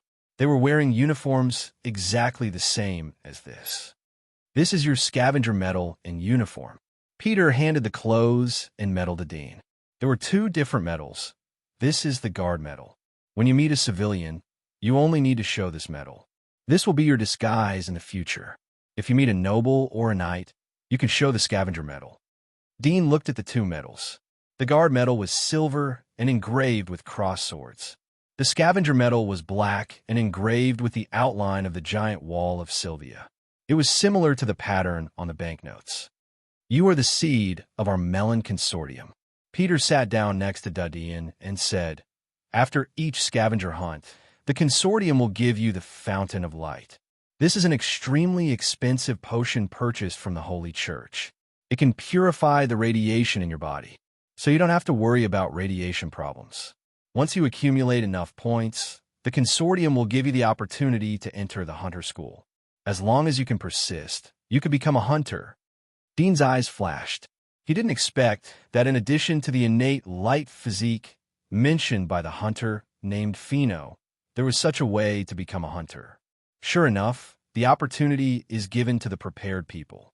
If he didn't know that he was going to carry out scavenger training, he wouldn't have trained himself so hard. Naturally, he wouldn't have such excellent results. I'll try my best. Dean took the medal and uniform. I believe you can do it. Peter encouraged. Dean asked, Compare the status of a hunter and the aristocracy. Who is higher and who is lower? Peter laughed. It depends on the level of the hunter and the level of the aristocracy. Some of the aristocracy will politely flatter you when they see an excellent scavenger like you. After all, scavengers can bring wealth to the aristocracy. It can be said that scavengers are the favorite workers of the aristocracy. However, in the eyes of the ancient aristocracy, scavengers are nothing. Only hunters can satisfy their appetite. Dean's eyes moved. Are there levels of hunters? Of course, but you will know later. So you must work hard and don't let down the consortium's training. Peter encouraged. The benefits of being a hunter are far more than you think. Not only will you get permanent residence in the commercial district, but you will also be equivalent to an aristocrat. If the accumulated merits are high enough, you will get a title. Dean nodded slightly. Although he knew that Peter was throwing bait for him, but he was still a little excited. However, he didn't care about the permanent residence in the commercial district or the title of nobility. In his view, these were just the appearance of vanity created by the rulers of the world. What he was really excited about was the privileges and power of the hunters. Since 3 years ago, when he almost died in the hunter castle, he clearly realized that only by gaining power could he control his own destiny. He would no longer be dominated and trampled. Living as humble as an ant would eventually be trampled to death by the footsteps of the big shots. At that time, self-pity would only appear more pathetic. By the way, your group of scavengers will carry out the first scavenging task in 7 days. Peter laughed. You have to perform well. This time, the higher-ups will pay attention to your results. The specific content and location of the operation will be informed to you. Before that, my suggestion is that you should immediately wash yourself and change into clean clothes. I'll pick you up in the evening. Nobles hate dirty and messy things. Remember to comb your hair neatly. Dean nodded slightly. I'll pay attention. At this time, the door opened and the pretty girl came in. She handed a contract to Peter. Peter looked at it and handed it to Dean. Look at it. If there is no problem, then sign it. Once again, Dean looked at it from the beginning to the end. The previous changes he proposed had been corrected. He immediately took the quill pen from Peter and quickly signed his name. Done.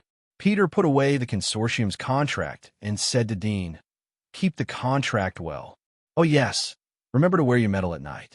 It is a symbol of your identity. If it is not necessary, it is best not to leave your body. I will. Now, you can join the others outside. Someone will take you to a temporary residence. Dean nodded and turned to leave. He went out of the room and closed the door. By the time he returned to the hall, Mason, Zach, and the others had received their respective uniforms and medals. There was no difference between them and Dean. The beautiful woman saw Dean come over and said, Everyone, come with me. I'll take you to a place to stay. Dean and others were arranged to stay in a castle under the name of the Melon Consortium. The environment was comfortable and clean. There were servants and gardeners to serve them.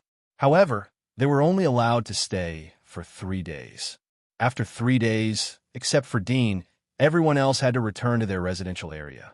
When it was time to perform the task, consortium carriages would bring them to the assembly point. Dean, you really can't take us there? Dean, you can't be the same as Macon. Mason and Zach looked at the neatly dressed Dean. They knew that he was going to attend the aristocratic party. They wailed.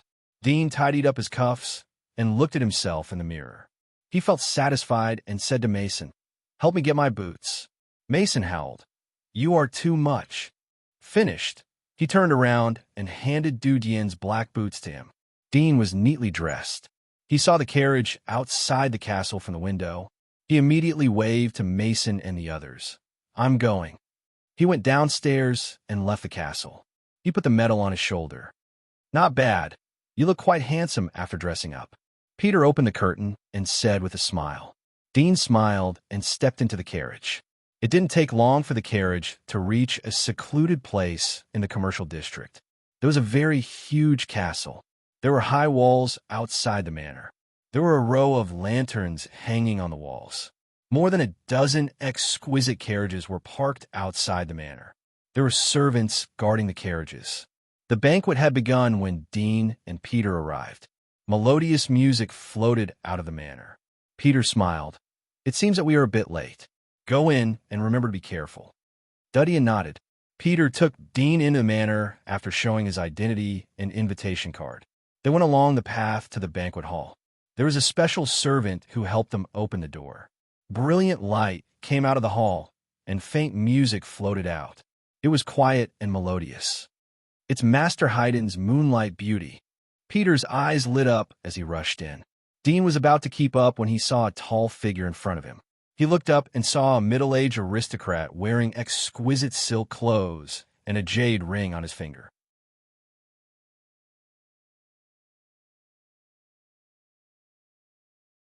Chapter 34. Dean was angry in his heart. "You're the one who blocked my way. How dare you say that I don't have eyes?" However, thinking of Peter's words, he resisted the urge to refute and said, "It was Mr. Peter who brought me here." "Who is Peter?" The middle-aged aristocrat frowned. "You brought a scavenger here? Are there any rules?" "Mr. Matt?" At this time, a voice came from behind. Dean and the middle-aged aristocrat looked at the same time. It was the old man that Dean had seen in the office today. He had changed into a black gentleman's suit. A middle-aged lady was holding his arm. Both of them seemed to be husband and wife. At this time, the old man saw Dean and was surprised. "Little guy, what are you doing at the door? Didn't Peter come with you?" Dean honestly said, "Mr. Peter just went in." At this time, the middle-aged aristocrat named Matt frowned. "Old Luo, do you know him?" The old man laughed. "I just met him. This little guy is the seed of the scavengers. I will have to rely on Mr. Matt to take care of him in the future." "So that's how it is." Matt seemed to understand. He glanced at Dean. "Little guy, you chose our melon consortium. You have a good vision. Don't be in a hurry. There are no rules at all." Dean's face was ugly. His fists were tightly clenched in his sleeves. The old man quickly said, "Little guy, apologize to Mr. Mason, go in. Pay attention to the banquet is about to start. Don't delay the banquet." He winked at Dudian, indicating that he would apologize to Dudian. Dean saw a trace of anxiety on his face and knew that he was helping him out. He also knew that as long as he apologized, this little episode could be over. But he didn't feel happy at all. Instead, he felt that his whole body and limbs were gradually getting cold. At this moment, he suddenly realized that the right and wrong of a matter had nothing to do with the matter itself. It depended on each other's identity and status. And these two things were the difference in strength between the two sides. He suddenly understood that the truth was only in the hands of the powerful people. "I'm sorry." He lowered his head and apologized. Behind him were the dazzling lights of the hall and the melodious music. His face was hidden in the shadows, and he could see the exquisite boots of the other party. Then he saw the pair of boots move and turn around to enter the hall. The old man seemed to glance at him, but did not say anything and followed him in. These civilians, no matter how well they are taught, they will never learn the rules. Matt's voice came from behind, followed by the old man's laughter. Dean still bowed his head and clenched his fists. After a long time, he slightly raised his head and looked at the wide manor in front of him and the lanterns in front of him. He suddenly felt that staying in the darkness where the lanterns couldn't illuminate seemed to be much more free. At this time, another noble carriage came galloping over. Dean silently retracted his eyes and didn't continue to stay at the door. He turned and entered the hall. The large and spacious hall was illuminated by the oil lamps as if it were daytime. A large number of servants could be seen walking back and forth in the hall, carrying fine wine and sliced fruits. Melodious piano music could be heard coming from the front of the hall. The hall was filled with exquisitely dressed nobles, chatting in groups of 3 to 5. After the previous incident, Dean was no longer in the mood to enjoy this rare luxury party. He came to the least crowded windowsill and leaned against the window. Looking at the appearance of the people in the hall, he only felt that there was a flowing picture in front of him. His heart didn't have any waves, and even a touch of boredom, until suddenly 2 black uniformed figures appeared in his line of sight, interrupting his trance. "Hunters!" Dean immediately recognized the medals on the shoulders of the man and the woman. It was not the outline of a scavenger's giant wall, but a black falcon. He saw that the 2 hunters were very young, 17 or 18 years old. After entering the banquet, they passed by many nobles along the way. These nobles took the initiative to say hello to them. Apparently, they already knew each other. Soon, the 2 hunters came to the center of the banquet. There were several middle-aged nobles standing there. Matt, the one who had apologized to Dudian before, was also standing there. Next to him was a fat lady and a thin middle-aged man with a mustache. After the two hunters passed by, several middle-aged nobles laughed and chatted with them. Dean couldn't hear what they were talking about, but he could see that the two hunters had a high status in front of the nobles. Hunters. Dean's eyes flashed slightly. He suddenly thought of Roseyard's alchemy notes. One of them recorded something that left a deep impression on him. It was the vivisection of a hunter. What had happened was that a young hunter had received a mission to kill him. The result was that he had used the potion pharmacist's poison to control him. He had used him as a test subject. He didn't use any anesthetic and directly dissected him into countless pieces of meat. Roseyard found the flesh and blood of a different species from the body of the hunter. It gave him a lot of inspiration. It was one of the factors that led to his certification as a 3-star alchemist. "Hey, scavenger." Just as Dean was thinking, a figure suddenly sounded. Dean looked at the speaker. It was a white-haired old man with a kind face. He was holding a crutch with a thumb-sized emerald on top. His clothes were relatively simple. "To be able to attend this gathering, are you a seed of the consortium?" asked the white-haired old man with a smile. Dean nodded slightly. "You are?" The white-haired old man smiled. "I'm Feline Ryan. It's nice to meet you." "Ryan?" Dean's eyes moved. 3 years ago, the desert exam had taken place in the territory of a noble called Ryan. The white-haired old man noticed the slight changes in Dean's face. He smiled. "Presumably you have heard some things about our Ryan family, but it's all in the past. Don't mention it. Are you interested in becoming a knight of our Ryan family?" "Knight?" Dean was surprised. He wasn't like 3 years ago when he didn't know anything. He had been studying in the library for the past 3 years. His understanding of the world had become clear. The so-called knight wasn't just a simple title. He had to go through professional training and strict assessment of the Knight's Hall in order to obtain a knight certificate. "I didn't make it clear," the white-haired old man replied. "It's just a nominal title. Our family will give you the salary of an official knight, and you only need to help us explore the wasteland once a year." Dean suddenly understood the purpose of the old man. This should be against the treaty. "Can I go out alone for your family to scavenge?"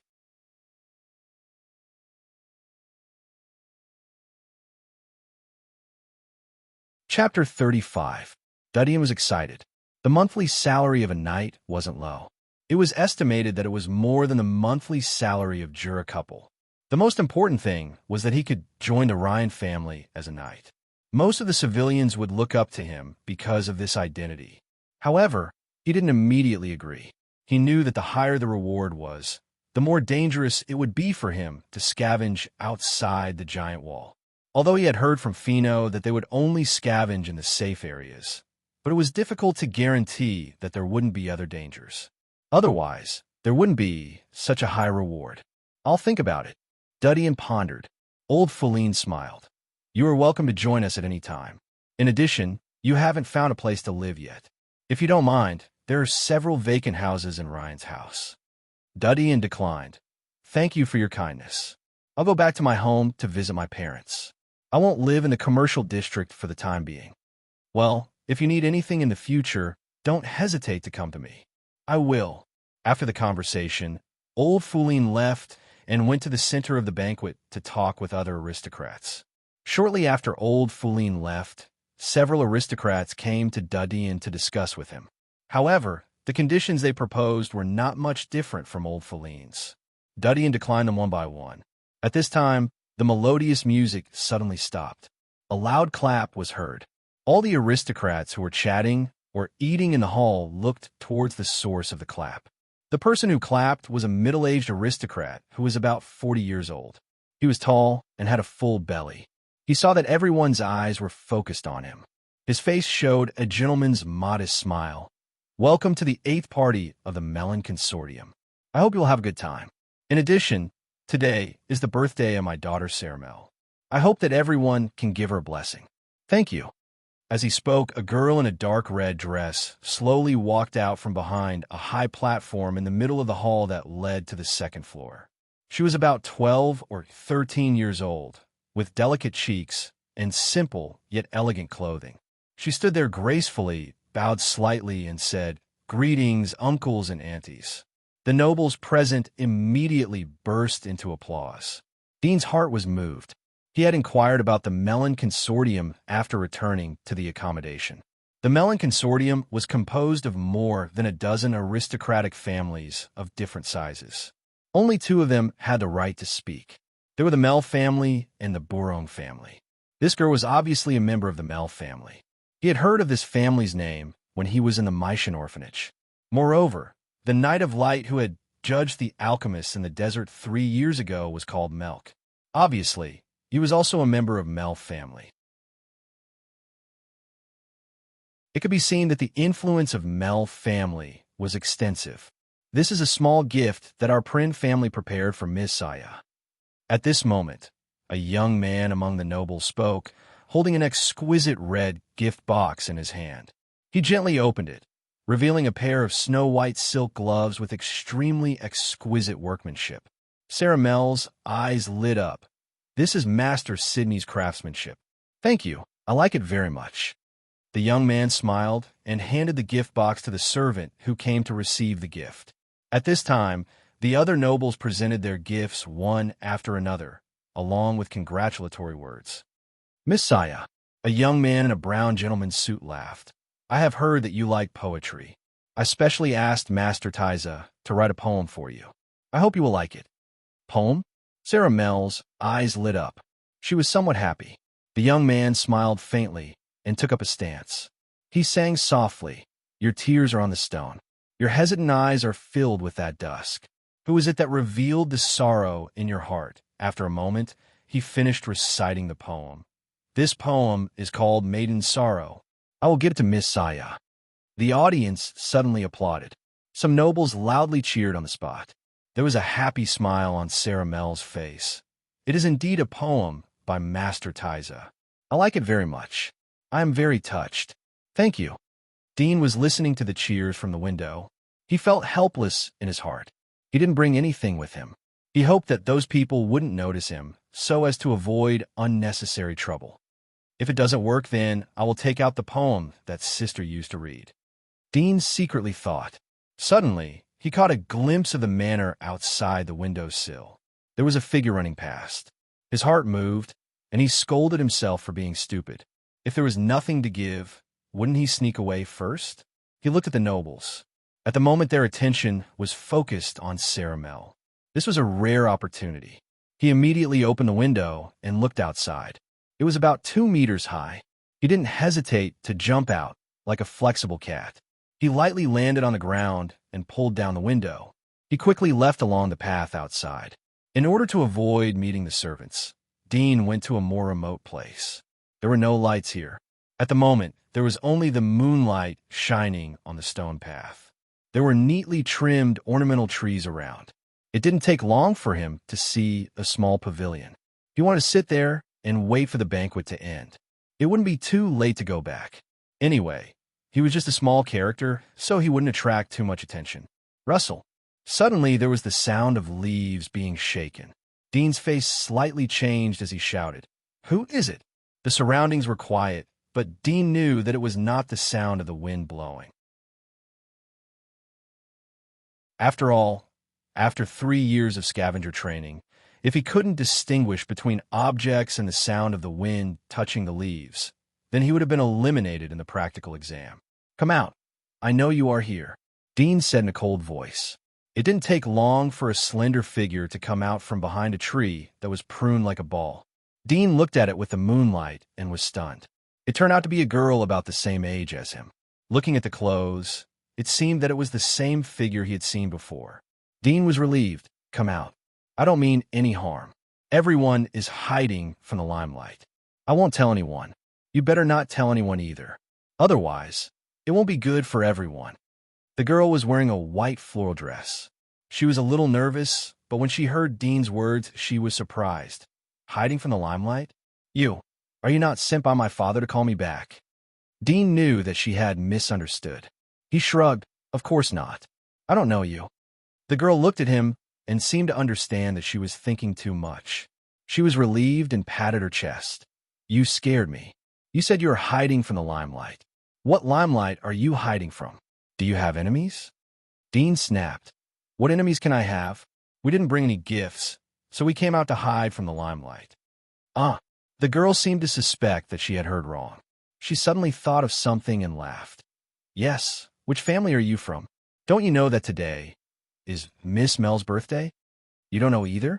Dean shrugged. As for identity, it's better to keep it a secret. The girl walked along the stone to the pavilion and immediately saw Dean's clothes. She was surprised. Your uniform? Are you a scavenger? Dean's face suddenly turned black. Yes, but you'd better not go out and talk about it. I won't say anything. It's fair. I won't say anything. The girl giggled. My name is Jenny. What's your name?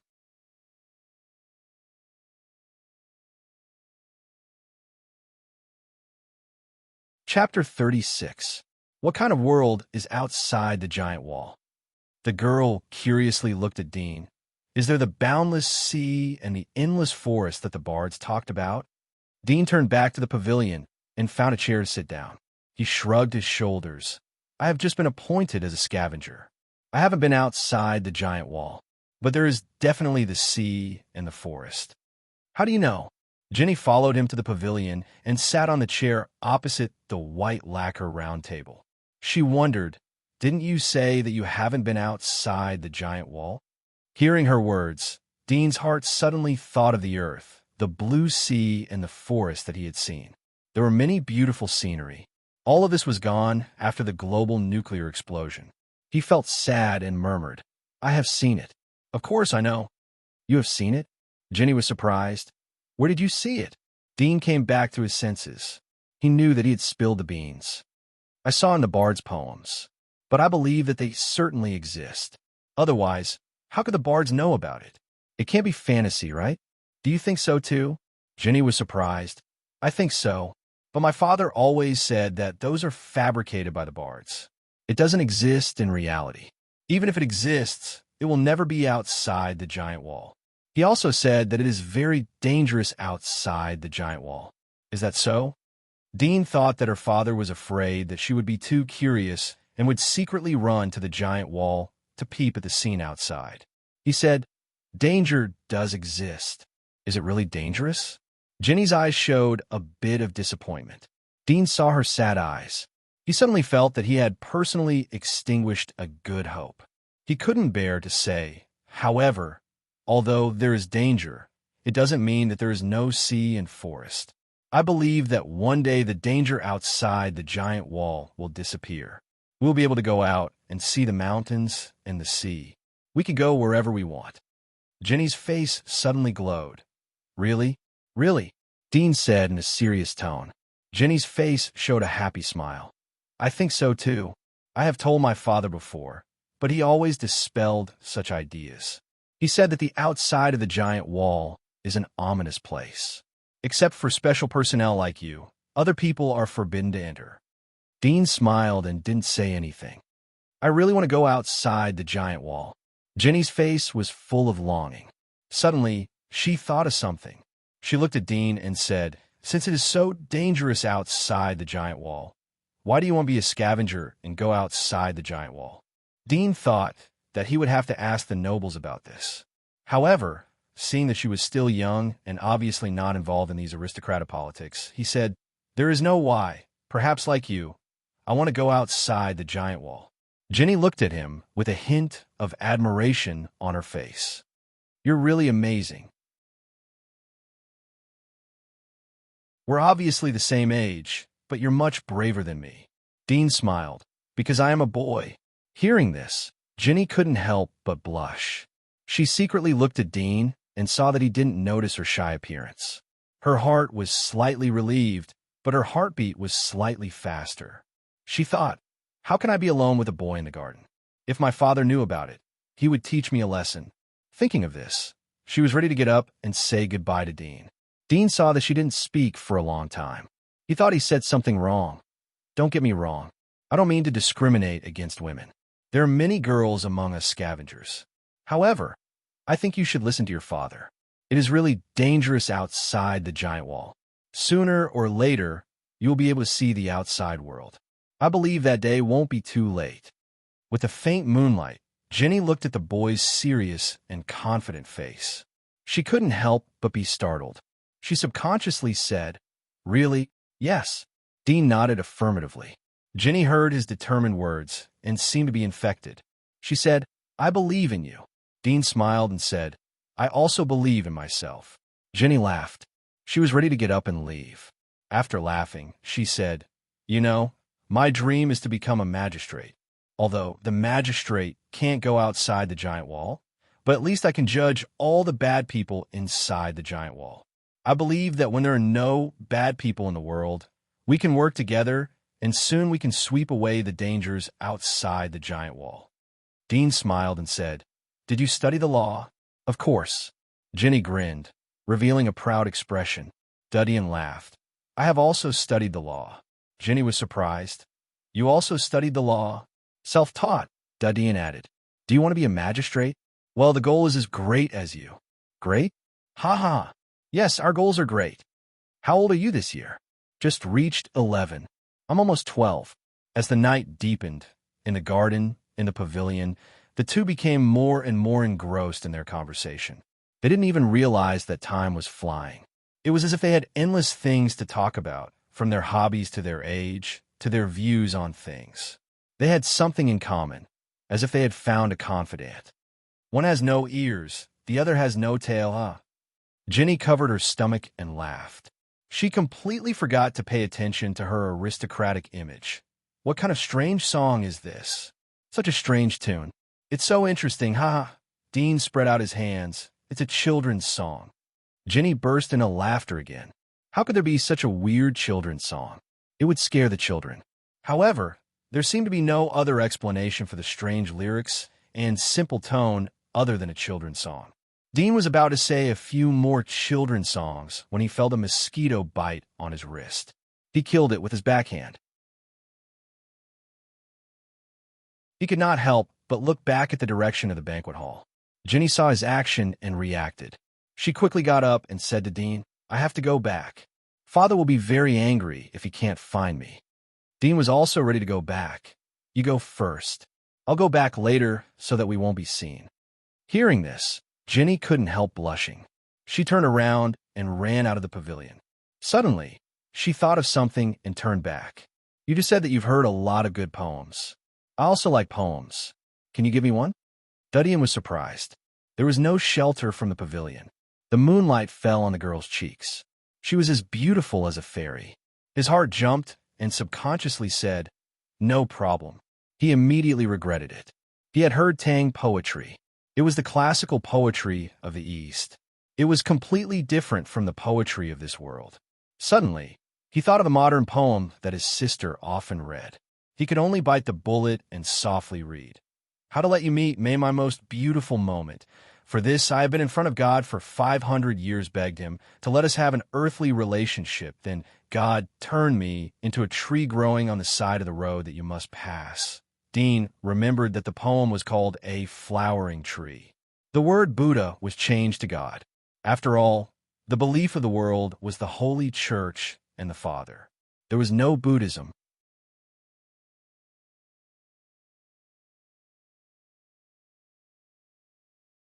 Chapter 37. Dudian waited for Jenny to leave for about 10 minutes before walking along the garden path. It didn't take long for him to arrive in front of the banquet hall. He heard a burst of hearty laughter from afar. He saw that the banquet hall's door was completely open. It seemed that the banquet had ended. Dudian didn't expect to come out at the same time as the banquet ended. He secretly thanked the mosquito that had bitten him in time. He didn't enter the banquet hall, but walked along the main road to the outside of the manor. He came to the middle part of the main road and saw that there were no nobles. He immediately trotted over and pretended to come out of the banquet hall and was ready to return. After a moment, he came to the outside of the manor. There were a large number of carriages that were previously parked here. There were only 7 or 8 carriages left. Dudian saw that Peter's carriage was still there. He was relieved and walked over. There was no one in the carriage. Apparently, Peter hadn't come out yet. Dudian sat in the carriage and waited inside. It didn't take long for Peter to come back drunk. He saw Dudian sitting inside the carriage. His tongue was numbed by alcohol. "You, why are you here?" Come, drink another cup. I have long admired your name. Then he bent down and kneeled down in front of Dudian. Dudian didn't know whether to laugh or cry. He quickly helped him up and said, "You drank too much. Come and sit down." "Elder, I will do as you say." Peter spoke vaguely, but obediently sat down in the carriage. Dean looked at his drunk face and sighed. He lifted the curtain and said to the coachman, "Let's go back." "Yes, Elder," the coachman respectfully said. He shook the rope and the carriage started to move. Dudian got off the carriage and asked the coachman to send Peter back to the scavenger headquarters of the Melon Consortium. At the moment, it was late at night. Mason and others had already gone to sleep. In addition to the attendants who were guarding the door, the maids and servants in the castle had already rested. Dean went back to his room and lay on the bed. Many things that happened today emerged in his mind. There was anger and humiliation, but also the joy and beauty brought by the beautiful girl. He thought about it and gradually fell asleep. The next day, Dean woke up early in the morning. He saw Peter quickly coming to the castle with a wooden box in his hand. "Good morning, Mr. Peter." Dean greeted him. He was a little surprised. He didn't expect to be so drunk last night. But after one night, he recovered and was full of spirit. Peter smiled and said, "I drank too much last night. I heard from the coachman that you sent me back." "Of course." Dean looked at the small box in his hand. "What is this?" Peter put the box on the table in the living room and opened it. There were syringes inside. Dean immediately knew that Peter had come to give them the God's blessing. "I just got it yesterday. I didn't have time to give it to you. I don't need to introduce these things again. Dean, you have 2 copies. One is the basic distribution, and the other is the one you received in the first month. The second one will be given to you next month." Peter smiled. Dean asked, "Can I take it back and use it myself?" "Of course not." Peter shook his head. "This is the power given by the Holy Church on behalf of God. It must be used in the presence of a witness. This is the rule. I have sent these to you, so I am your witness." Dean was a bit regretful. He wanted to take one back to study. However, he didn't have any instruments in his hand, so he couldn't study anything. "Come on, I will give it to you first," Peter said as he picked up the syringes from the box. Dean was a bit worried. Are there any sequelae?" Peter's face stiffened. "I will listen to these words. In the future, don't talk nonsense outside. You are questioning the God of light." Dean naturally understood this point, so the wording was tactful enough. He didn't directly ask if there would be any side effects. "You can rest assured that this is a gift from the God of light. Not only is it permanent, but scavengers who use it have never had any adverse reactions." Peter answered Dean's words. Dean was a bit surprised, but didn't say anything. His heart was secretly awestruck. Could the Holy Church produce a perfect genetic potion? In this way, wouldn't they be able to mass-produce scavengers? At this time, Peter inserted the syringe into his arm. Dean didn't feel any pain, but his arm was a bit numb. Soon, the red liquid in the syringe was pushed into his body. Dean only felt a heat suddenly spread from his whole body. When it spread to his limbs, a violent heat rushed to his brain, as if all the blood in his body was gushing into his brain. He couldn't help but roar. The heat immediately receded and flowed into his limbs. His limbs were in extreme pain, as if they were about to be torn apart. He clenched his teeth and endured the pain. Soon, the heat faded like a tide. Dean looked up and immediately felt the difference. His vision was very sensitive. He could see the pores on Peter's face at a glance. Dean thought of Lorien's power, so he immediately jumped in place. Dean felt as if he was flying. He jumped over Peter's head. His feet were at least 2 meters above the ground. He fell back to the ground and raised his hand to grab the chair next to him. Suddenly, he felt as light as a catkin and could wave it at will. "Well, wait for a while. There is still one more." Peter laughed. Dean looked at the second syringe he picked up and couldn't help but ask, "What will happen if I inject all of these? Will I become infinitely powerful?" Peter smiled and said, "Of course not. The effect will be very significant for the first injection. But the more the injection, the weaker the effect." Although Dean expected this, he couldn't help but feel some regret. If it could be multiplied, then the Holy Church who mastered these gene potions would simply be a monster-like existence. However, thinking of this, he suddenly felt a chill in his heart. They were just scavengers, but they had such terrible power. If they were hunters, how terrible would it be? Soon, Peter injected the second syringe into Dean's arm. The heat once again surged from his body, but this time it was not as strong as the previous one. Dean only felt a slight tearing pain, and the heat sank. Dean looked again and immediately felt that his vision was a lot clearer. He estimated that his strength had improved a lot. He thought that even if a tiger was in front of him, he could probably kill it. Go and teach the others to come over. Peter laughed. Dean nodded and called Macon and others to wake up. It didn't take long for everyone to finish the injection. For a time, the whole castle was particularly noisy in the morning. Everyone was lively and experienced the incredible power in their body. After Peter left, Dean returned to his room, packed up, and prepared to return to the residential area. We can stay for 3 days for free. Are you going to leave today? We are going to the nearby, lively market to play today. Why are you in such a hurry to go back? It's rare to have such an opportunity. Mason and others were surprised and tried to persuade him. Dean made up his mind. After saying goodbye to them, he called a carriage and went to the civilian area. The carriage sent him directly to Lin Kong Street 108 in the civilian area. Dean jumped out of the carriage and paid 60 copper coins. He couldn't help but feel pain in his heart. The rental price of a carriage in the commercial district was twice as high as in the civilian area. Fortunately, Jura couple gave him 100 copper coins, so he still had 90 left. At this time, Dean suddenly saw another carriage parked in front of the door. He couldn't help but be surprised. Is it a guest? He bypassed the carriage and pushed open the white guardrail outside the door. As he came to the door, he heard quarreling sounds coming from inside. He was surprised and immediately raised his hand to knock on the door. Soon, the door was opened. Jura opened the door. She strangely looked at Dean and said, "You are?" After 3 years of scavenger training, Dean's appearance had changed dramatically. His body was much stronger than before. His skin was not so pale, but tanned to a wheat color. Jura didn't recognize him for a while.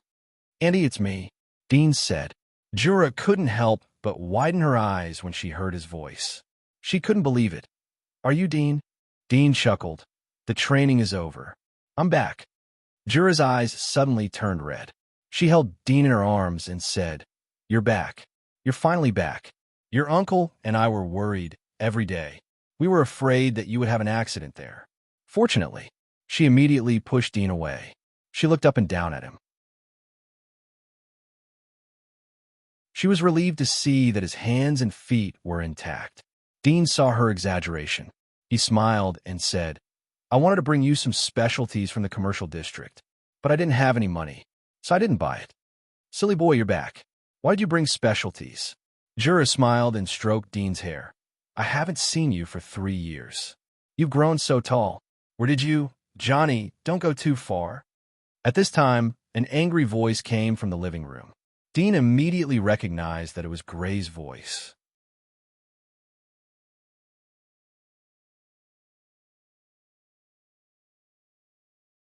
Chapter 38. Duddian felt strange, but followed into the living room. In addition to Gray, there were 2 figures in the living room.